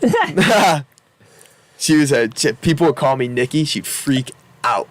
She didn't like Nikki. Hated it. Why not? His name's Nick. Not Nikki. Oh yeah, not Nikki. She hated it. And I think it's because I used to have long hair. I think she was nervous. Yeah. That's mad funny. Yeah. Your mother somewhat recently passed away. Yeah. It was a little over a year ago now. Oh, really recently? Yeah. I think you've kind of suggested to me that.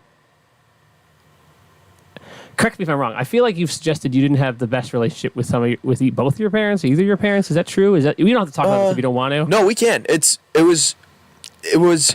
I have a really good relationship with my dad. Always have. Him and I have always been really close. It's been tough with my mom. Anybody who's listening who's had any family members with addiction can kind of relate. It's just kind of that addiction because she was an alcoholic. So it was which whether people like to think it is or not, alcohol is as gnarly of a drug as any.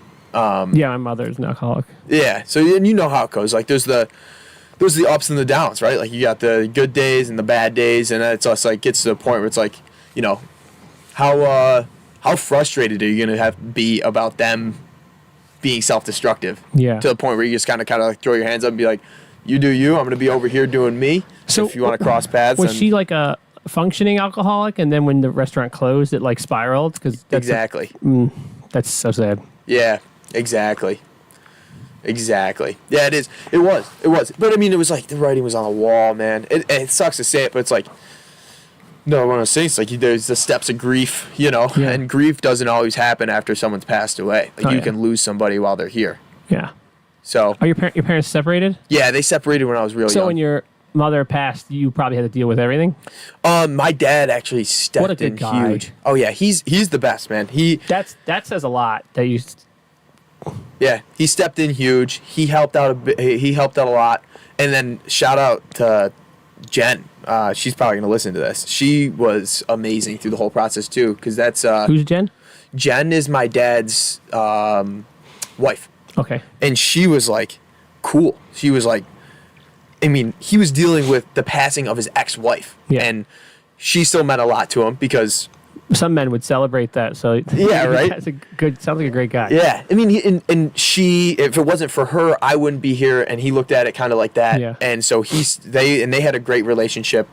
They stayed cordial post separation. They had a really good divorce. I mean, for as good as a divorce could go, you know. And yeah, so after she passed away, my dad was like, he stepped up. He was like, you know, I'm gonna do what I have to, and let his wife know, like, hey, man, this is what I'm going to do. This is going to get weird. We're going to be finding old wedding photos that I'm going to see and cry. And we're going to be, you know, we're going to be going through a lot of like my past because they were together for 10 years or 7 years or whatnot. So it was a big chunk of his life. So, and Jen handled it like a champ. And she was a big part of like helping all of us get through it as well. Did her addiction contribute to their separation, or was it just one of many factors? It was like, almost all of that was almost the entire reason for the separation was like, yeah, it was just they were going separate ways. My dad was like, they were kind of getting out of their like those phases. So, you know, like they ran pretty hard in the 90s. You know, both of them did. Yeah. So they kind of got to this point where I was like getting like into elementary school and like I'm kind of old enough to realize what's going on. And my dad was like, we either need to clean up our act or we either need to clean up our acts or you need to distance yourself a little bit. And that's kind of where we ended up. So, but it was good because I think for a while there, she was doing better. And I did have a decent relationship with her through the restaurant. The restaurant was our passage to spend time together. Yeah. So it was tough to like, it meant a lot more to me than a job. It was like, that was like where I spent the most quality time with my mom too. So it's probably where she was more sober-ish or whatever, you know, like sober-ish, yeah. Throughout the day probably gets worse and Yeah. My mom was a alcoholic too. She's like sober-ish now enough. Like she just completely destroyed herself with various substances. At one point she was like, I'm pretty sure she was on like Xanax for anxiety. She was on Ambien to sleep. Jesus. And she was drinking like a lot. Yeah. Like, and you know, eventually like losing her job, and like it was just like, to some degree, I was just partying. You know, I was in my early 20s and still living at home. Yeah. But the home situation was pretty horrendous. It was like a trap house essentially because my brothers were all dealing heroin and stuff. Right. But in my mind, I was like, all right, I can invite my friends over and we could party here every night because no one gives a fuck what's going on. Yeah. And like my mom would come out of her room in like this zombie state.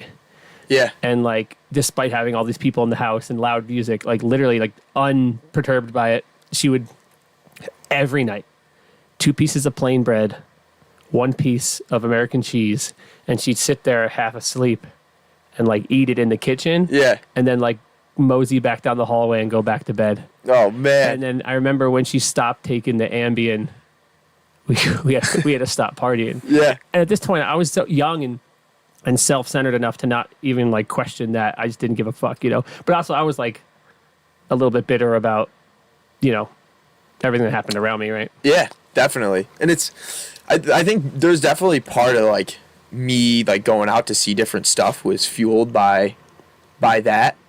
Trying to get away. Yeah, as much as I don't want to like play that, like ring that bell too much.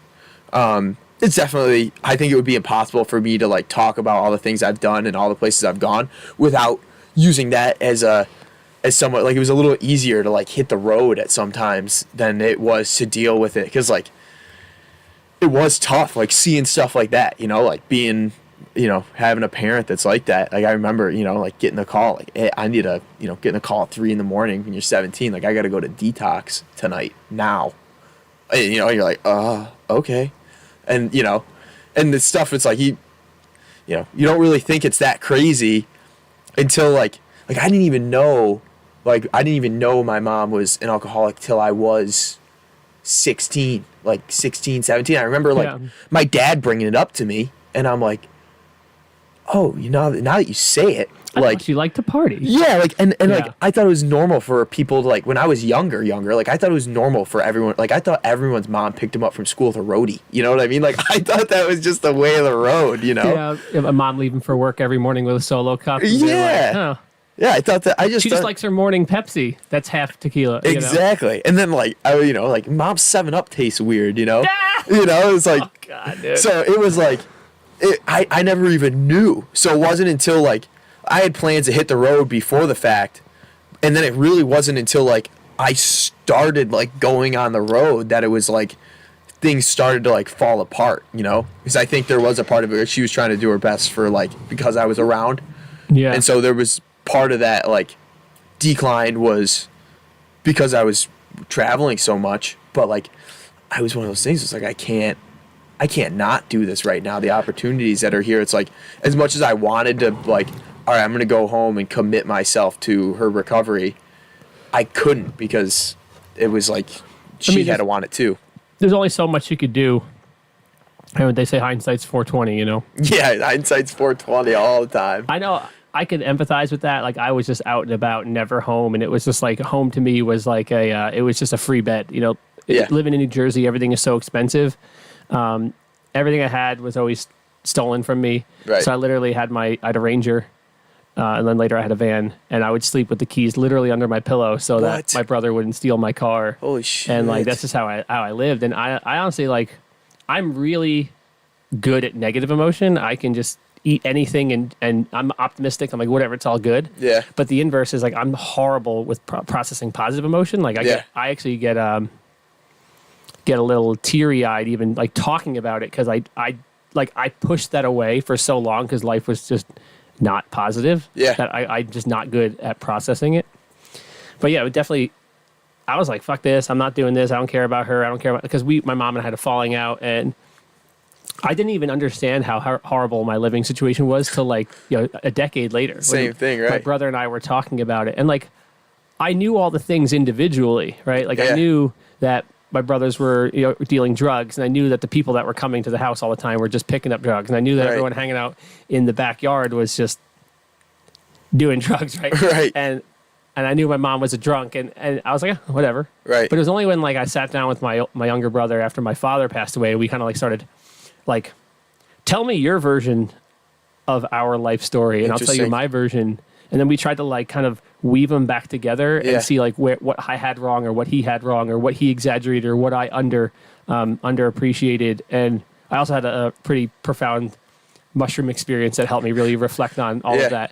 And it made me realize that my life was like so much worse than I thought it was. Right. But also like I was already okay with it, so I didn't have to like learn to be okay with it. It almost made me appreciate how much rougher it was. Mm-hmm.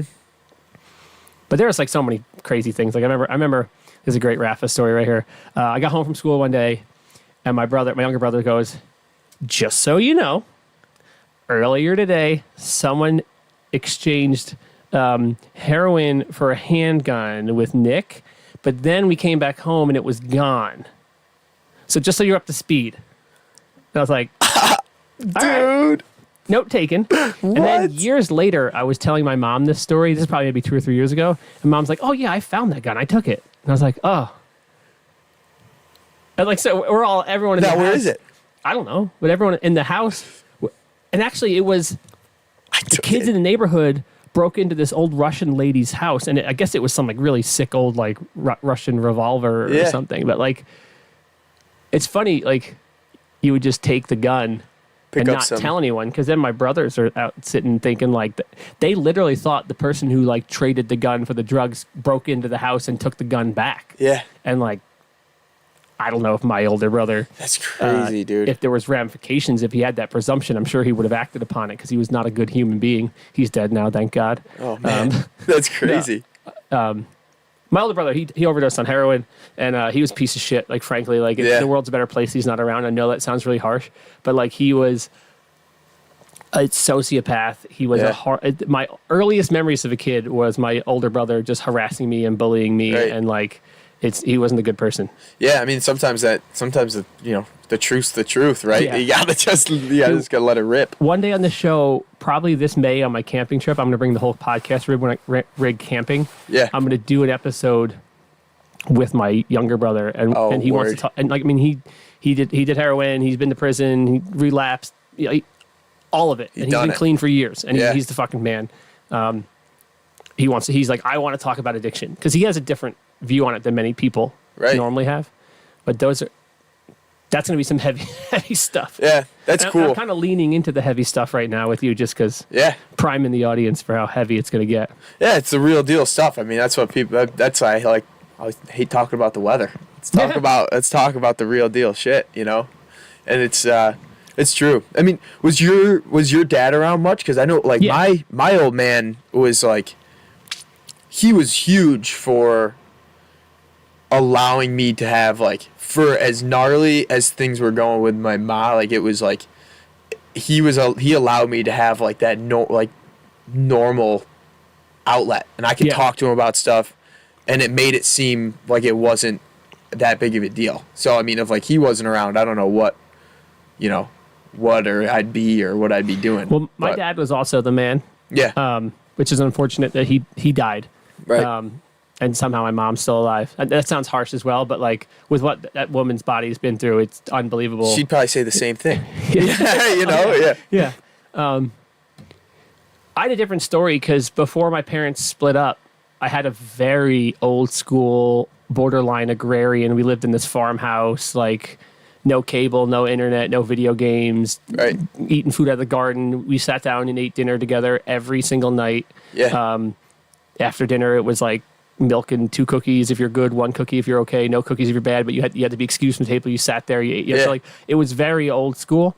And it was only when my mom left my dad, seemingly because she just wanted to party, I guess, or maybe she had already met someone, or because it was very shortly after that her boyfriend moved in with us. Yeah. And then he unfortunately had some complications with diabetes, and the hospital. This is your pops? No, this would be my mom's boyfriend. Oh, okay. Who was a nice guy. It was never like, who's this guy fucking my mom? It was never like that. He was a really cool dude.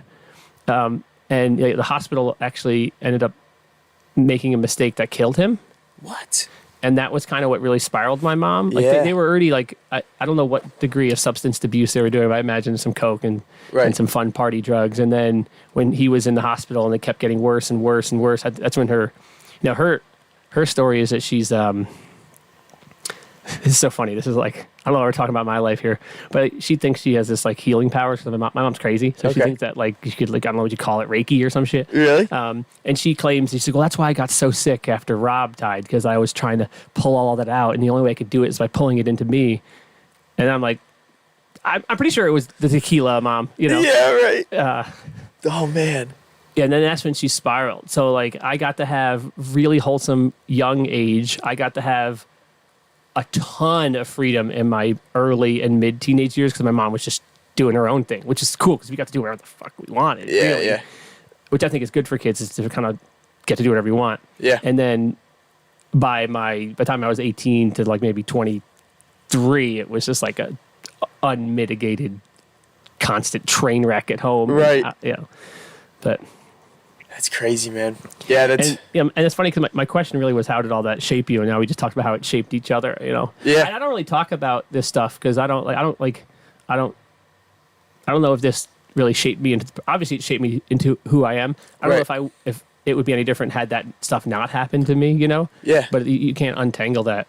And that's kind of like what I was saying before. It's like I'd like to think that I still would have had the same go around, because I feel like it was similar for me. It's like it took a long time for me to even realize that like some things weren't normal. So it's like I would like to think that things would be the same if I hadn't endured.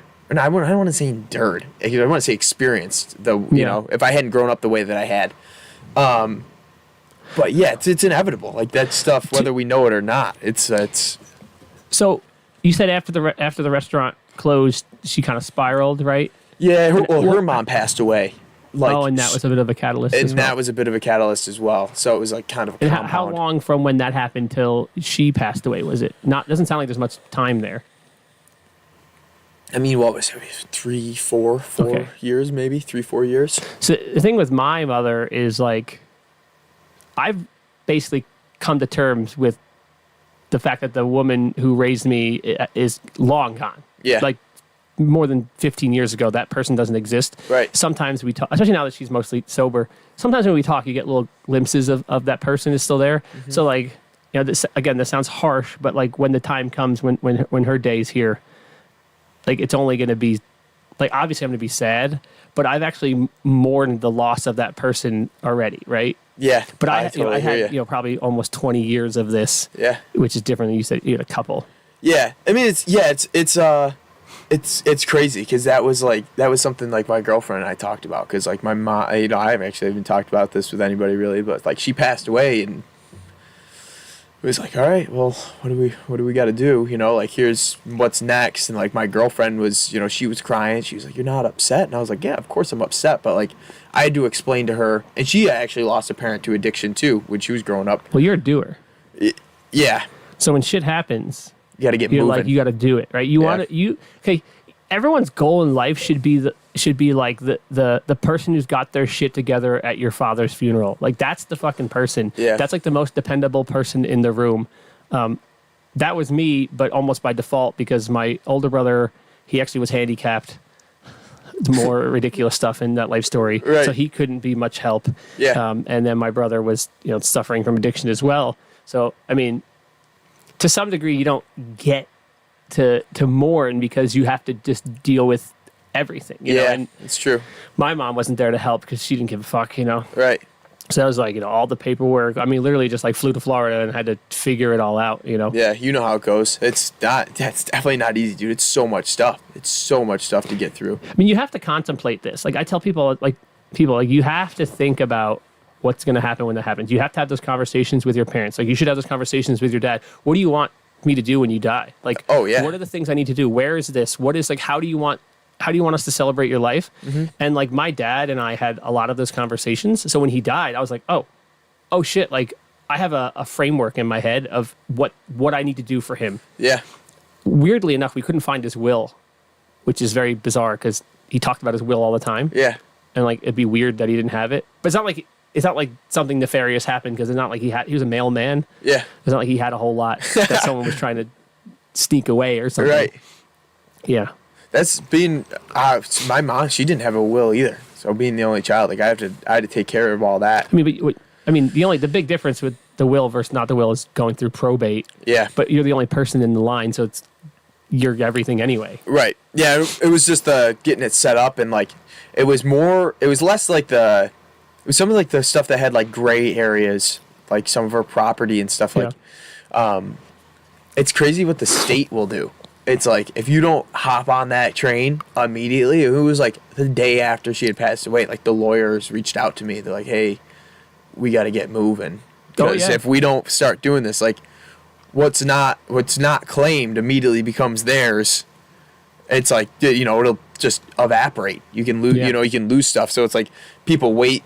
They lose a family member and they're like, oh, you know what? I want to just like settle in on this and take some time before we get into the business side of things. So, like you can't. You just got to like hop right in head first and start taking care of business. which is weird and it seems kind of cold, but it's just the way it is, right?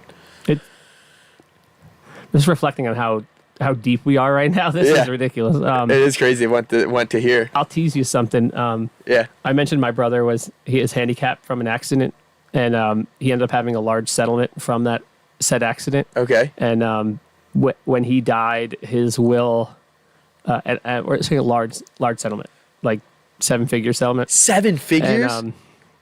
And when he died, his will left 2 cents to my mom, 2 cents to my brother, and 2 cents to me. Dude, he was like, that. He was. I'm telling you, like when I said like the world's a better place that he's not here, like this is how spiteful this human was. That's some salt in the wound right there. Where'd the rest of it go? I'll tell that story another time, and I'll tell you off camera that story because it's probably better for me to tell that story when my brother's on because it's crazy. My life is insane. It's like one of these, HBO shows or whatever. Like it's crazy. I don't talk about it because it's just like ridiculous. Right. But yeah. That is, I'll definitely be here putting an ear out for that. That's crazy, dude. All right. Last question for you. Let's hear it. You seemingly you're gonna apply for jobs that maybe you're underqualified or whatever. You're gonna travel on this snowmobile team. You're gonna go to Alaska and Timber Frame. I could run this barge. I could do this. Just all over the place, right? Yeah. So you're obviously not afraid to do any of that stuff. Correct. So what are you scared of? The dark. No. What am I afraid of? I mean, clearly we just talked about some heavy stuff here. You kind of kept it together more so than I kept it together. We were even talking about my mom dying. Yeah. So that's my thing. I have to somehow get teary eyed every podcast. That's awesome. I'm probably scared of emotion. I haven't cried in, oh God. Do you just bury it all deep? I just bury it deep. I'm probably gonna explode ever have a one good day. Cry? I haven't cried since elementary school, like fourth or fifth grade. So you didn't cry when your mom died? No, we're weird. Right. We found it. I knew it was too good to be true. Yeah, probably. Like if we're being honest, like staying on I can't. Cause other than that, I can't really think of anything like in a day to day. I don't really shy away from anything other than I'm scared of hard drugs, so I won't do those. But yeah, if we're talking Are deep. you scared of failure? No, Clearly. I enjoy it. Yeah, it's good.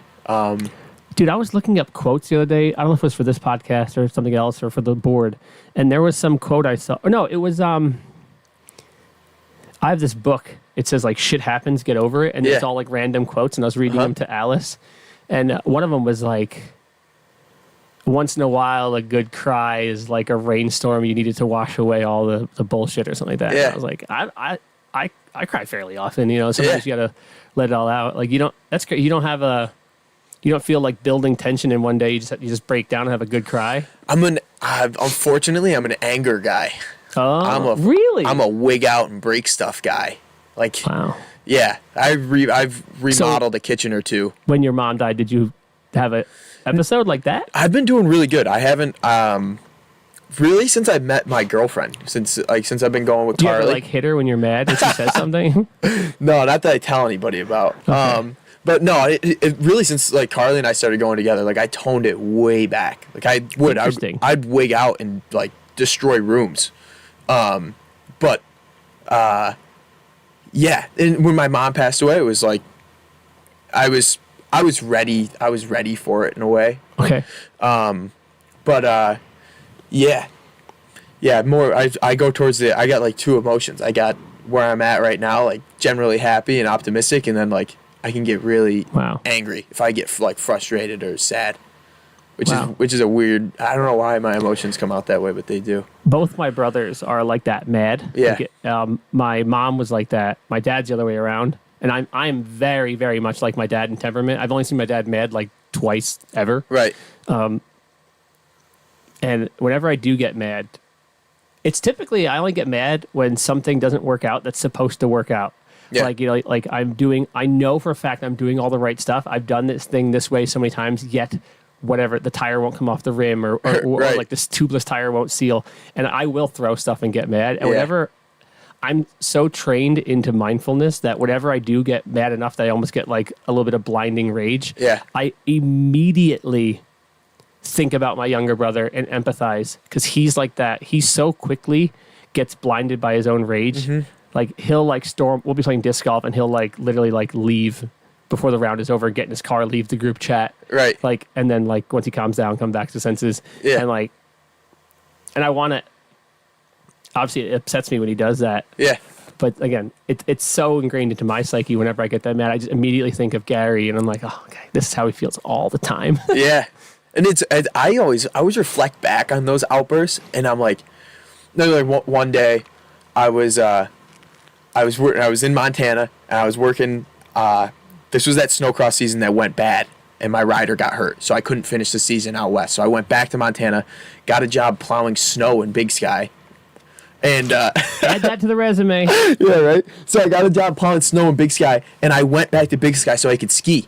Okay. And I went there, no place to live, like, got the job only. The resume had one question on it. It had said, how many years snow experience do you have? And I wrote down 18. I was 18 years old, and I was born in a state that snowed, that had snow. Okay. So I wrote down 18 years snow experience, and I talked to a guy on the phone, and I had operated a lot of equipment, but whatever, same thing, like kind of fluffing the resume a little bit. Get there to operate this piece of equipment. I was driving a single cab 1992 Dodge pickup truck at the time. I slept in the front seat of that pickup truck for, it was a week at least before I got living arrangements set up. And then they put me into an abandoned sawmill. I was renting out an abandoned sawmill that they had a model log home on the property that didn't have anything set up. No, there was no kitchen, there was no shower. The electric was like, I had to get that fired up myself. I had to do some like really sketchy stuff to get the electricity to turn on.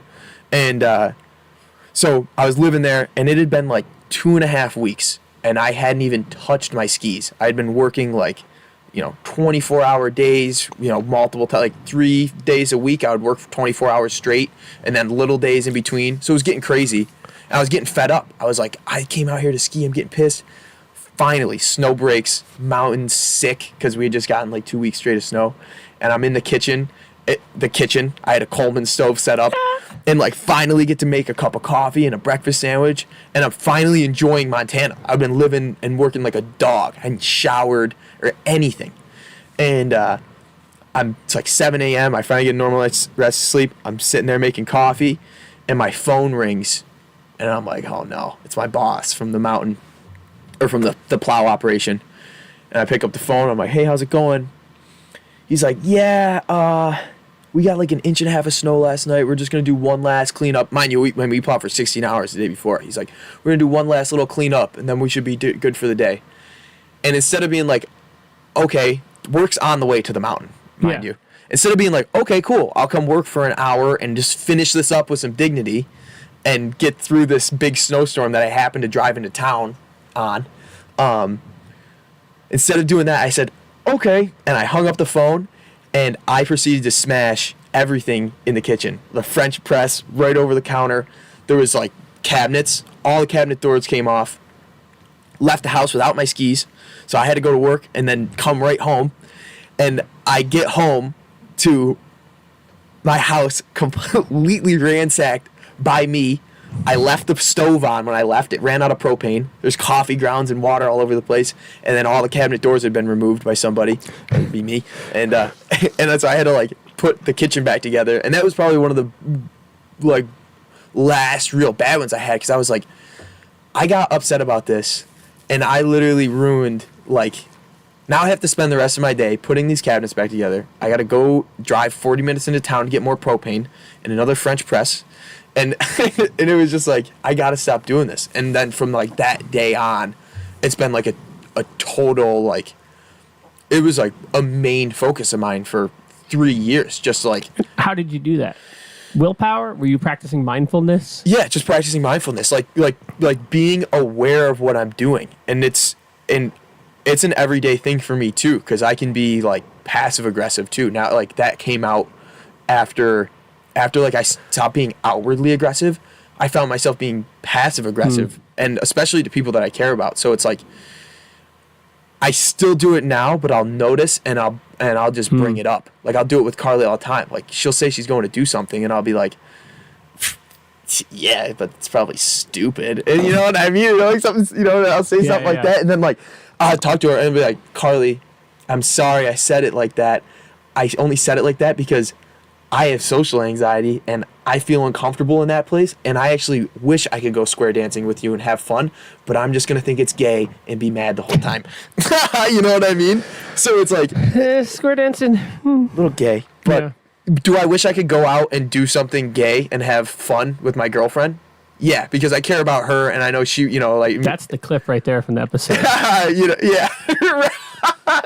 Yeah, you know what I'm saying though, because like I take that hard. You know, I've been working on just being really aware of what I'm doing, and it's like, and talking about it.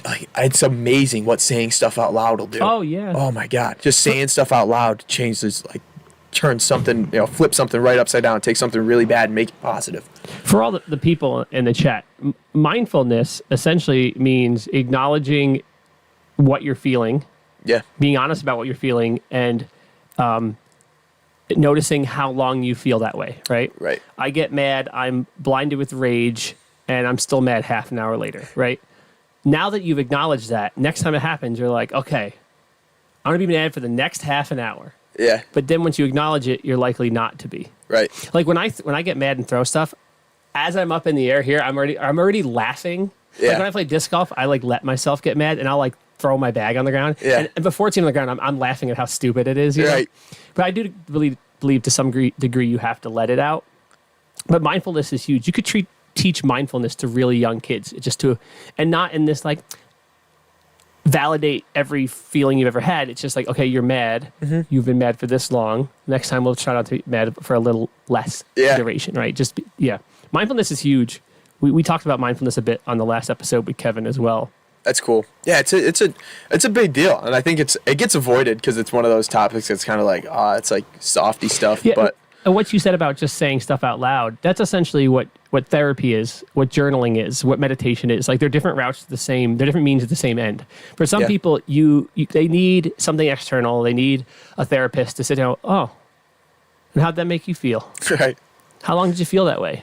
Do you think you were vindicated in those thoughts?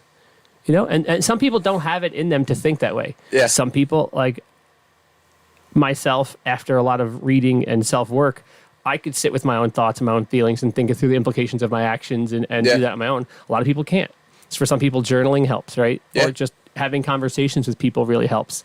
Bouncing it off 3 different friends and see what their reaction is. They kind of give you a barometer of whether the way you reacted was fair, you know? Yeah. Which is why it's also important to have friends that are going to be honest with you, you know? Definitely. And I think that's particularly challenging for women because women really tend, like your dudes will be like, nah, bro, you're wrong as fuck right now. Yeah. To where I feel like female friends are like, no, honey, no, you're right. He's an asshole. Even if clearly, like, you know, so picking your friends is really important. Definitely. You want people that are going to be honest with you. Like a good friend tells you got some shit in your teeth. Yeah, right. Oh, what's that? That's awesome. You know I have fake teeth? Huh? You didn't know that? No, I did. Oh, okay. I did. Every time I see you do that, I'm like, dang, I wish I had, I could do that. No, you don't. You don't wish you knocked your teeth out. You have really nice teeth. You have a wide palate and everything. It looks like you have very good facial health. Thanks. I say, fun fact is my face is, my bone structure is 100% symmetrical. Really? Yeah, they found that at one of my eye doctor's appointments. Well, you are a good looking guy. Thank you. I appreciate it. And you have a wide, listen, I just literally, Andrew Huberman's podcast this week was with this oral specialist about dental, oral microbiome, all this stuff. Okay. And a lot of this is stuff I already learned in other readings, but a lot of it comes from we're not supposed to eat all these soft foods. Right. And if you chew, basically what happens is if you chew chewy stuff as a kid, it strengthens the muscles in your jaw, and that physically makes your jaw wider. Interesting. And then the ring of your teeth opens up. You know, if it's a parabola, it gets wider, right? When you eat soft stuff, you have weak jaw muscles, narrower jaw bones, and then the teeth are closer. When the teeth are closer, you get crowding. But what also happens is as they're closer, the roof of your mouth goes up. Okay. And when the roof of your mouth goes up, it's taking away space that should be in your nasal canal. Then you have trouble breathing. You have smaller sinuses. You have more sensitive sinuses. What? You have a smaller nasal passageway. When you have a smaller nasal passageway, you tend to mouth breathe. When you mouth breathe, you're getting suboptimal oxygen. It also changes the pH in your mouth, which proliferates the bad bacteria in your mouth, which leads to tooth decay and gum disease. Holy and shit. the poor oxygen can lead to all these downstream consequences. And people make fun of you for mouth breathing. Yeah. And yeah, so that was the Huberman podcast this week. That's crazy. Also, a lot of that's in Nestor's book called Breath, which is a life-changing book about how you breathe. I would actually like to read that. I gotta wait till the semester's over, but I've been looking for another book to read lately. Okay. I'll give you my must reads. Why We Sleep by Christopher Walker. Okay. Amazing. Breath by Nestor. Amazing. I think those are really the two books that fundamentally change the way I look at something I do every single day. Okay. Just breathing and sleeping. Yeah. And how incredibly valuable those things are. Right. And the third one would be Casey Means just put out Good Energy. Okay. And basically all health comes down to mitochondrial health on a cellular level. Yeah. So those three books will give you a strong framework for how to be a lot healthier. But you seem like a really healthy guy to begin with. So It's all interesting stuff to hear, though. Actually, since I've started working at the bagel shop, I've been pushing the limits. I've always valued sleep. Now I'm doing 4 hours a night. And now I'm like, yeah, you can't function that way. It's horrible. Yeah. This is a key takeaway from Why We Sleep. He says that the way it seems to work is that you have an SD card in your brain, right? And that can only take up so much information. Yeah. When you sleep, that SD card uploads to the hard drive of your brain. Interesting. So sleeping after studying, being well rested before you study, basically it's far more important to be well rested and get that information wired into your hard drive of your brain than it is to try to cram beforehand. Because once you overload the short-term memory, you can't even absorb any of it. Right. So I actually just whiffed on a test today, right before I came in here. Same route for those exact reasons. I got 13 minutes before I got to open the skate park, so we're going to call it right there. Awesome. This was awesome. Yeah, I thought this was going to be awesome, and we talked on some really cool, really deep stuff there. You are wise beyond your age, and Thanks, certainly Dave. experienced beyond your age. It's from talking to people like you. That's the main thing. It really is talking to people who are willing to say what they actually think. Yeah, but you're willing to do it. I say the reason I'm able to do what I do is because I both like to plan and I both like to execute. And if you have one and not the other, it's a bad trajectory. When you're young like you, as long as you like to execute, you could do a whole lot of stuff and learn a whole lot of stuff. Yeah. But it's about when you get more mature and you can start to hone in those energies, you can be very successful. And I think you are going to be very successful. Thank you. I appreciate it, man. So thank you for coming on. This was awesome, honestly. I've had an awesome time, man. And it feels weird. Normally I finish these podcasts at 1 a.m. and I'm at this point, I'm so tired and I want to go home. And I usually had 2 or 3 beers by now. But now I got to open the skate park. So thank you for coming. I appreciate it. We could have you back on again sometime. I'd love to, dude. I know I'd you're a love busy to. guy. I appreciate you being here. You're working 3 a.m. at the bagel shop and you're a full-time student. And I appreciate your time. Thank you, everyone, for watching. You know the deal. Like, subscribe, blah, blah, blah. Patreon really helps the podcast. So if you want to jump on Patreon, just search Breaking Free Skate Park on Patreon. Come ride. Even $5 a month helps me, especially as we're going into the summer months of the skate park. Just a $5 a month thing really helps me get through the summer months. And the goal of this podcast, in addition to obviously the conversations, is to grow the footprint of the skate park, the footprint of what we're doing here on the bigger scale, and to drive people to the Patreon so they can support the cause. So please support the cause. Thank you for watching. Keep grinding. I'll see you at the skate park later. That was awesome.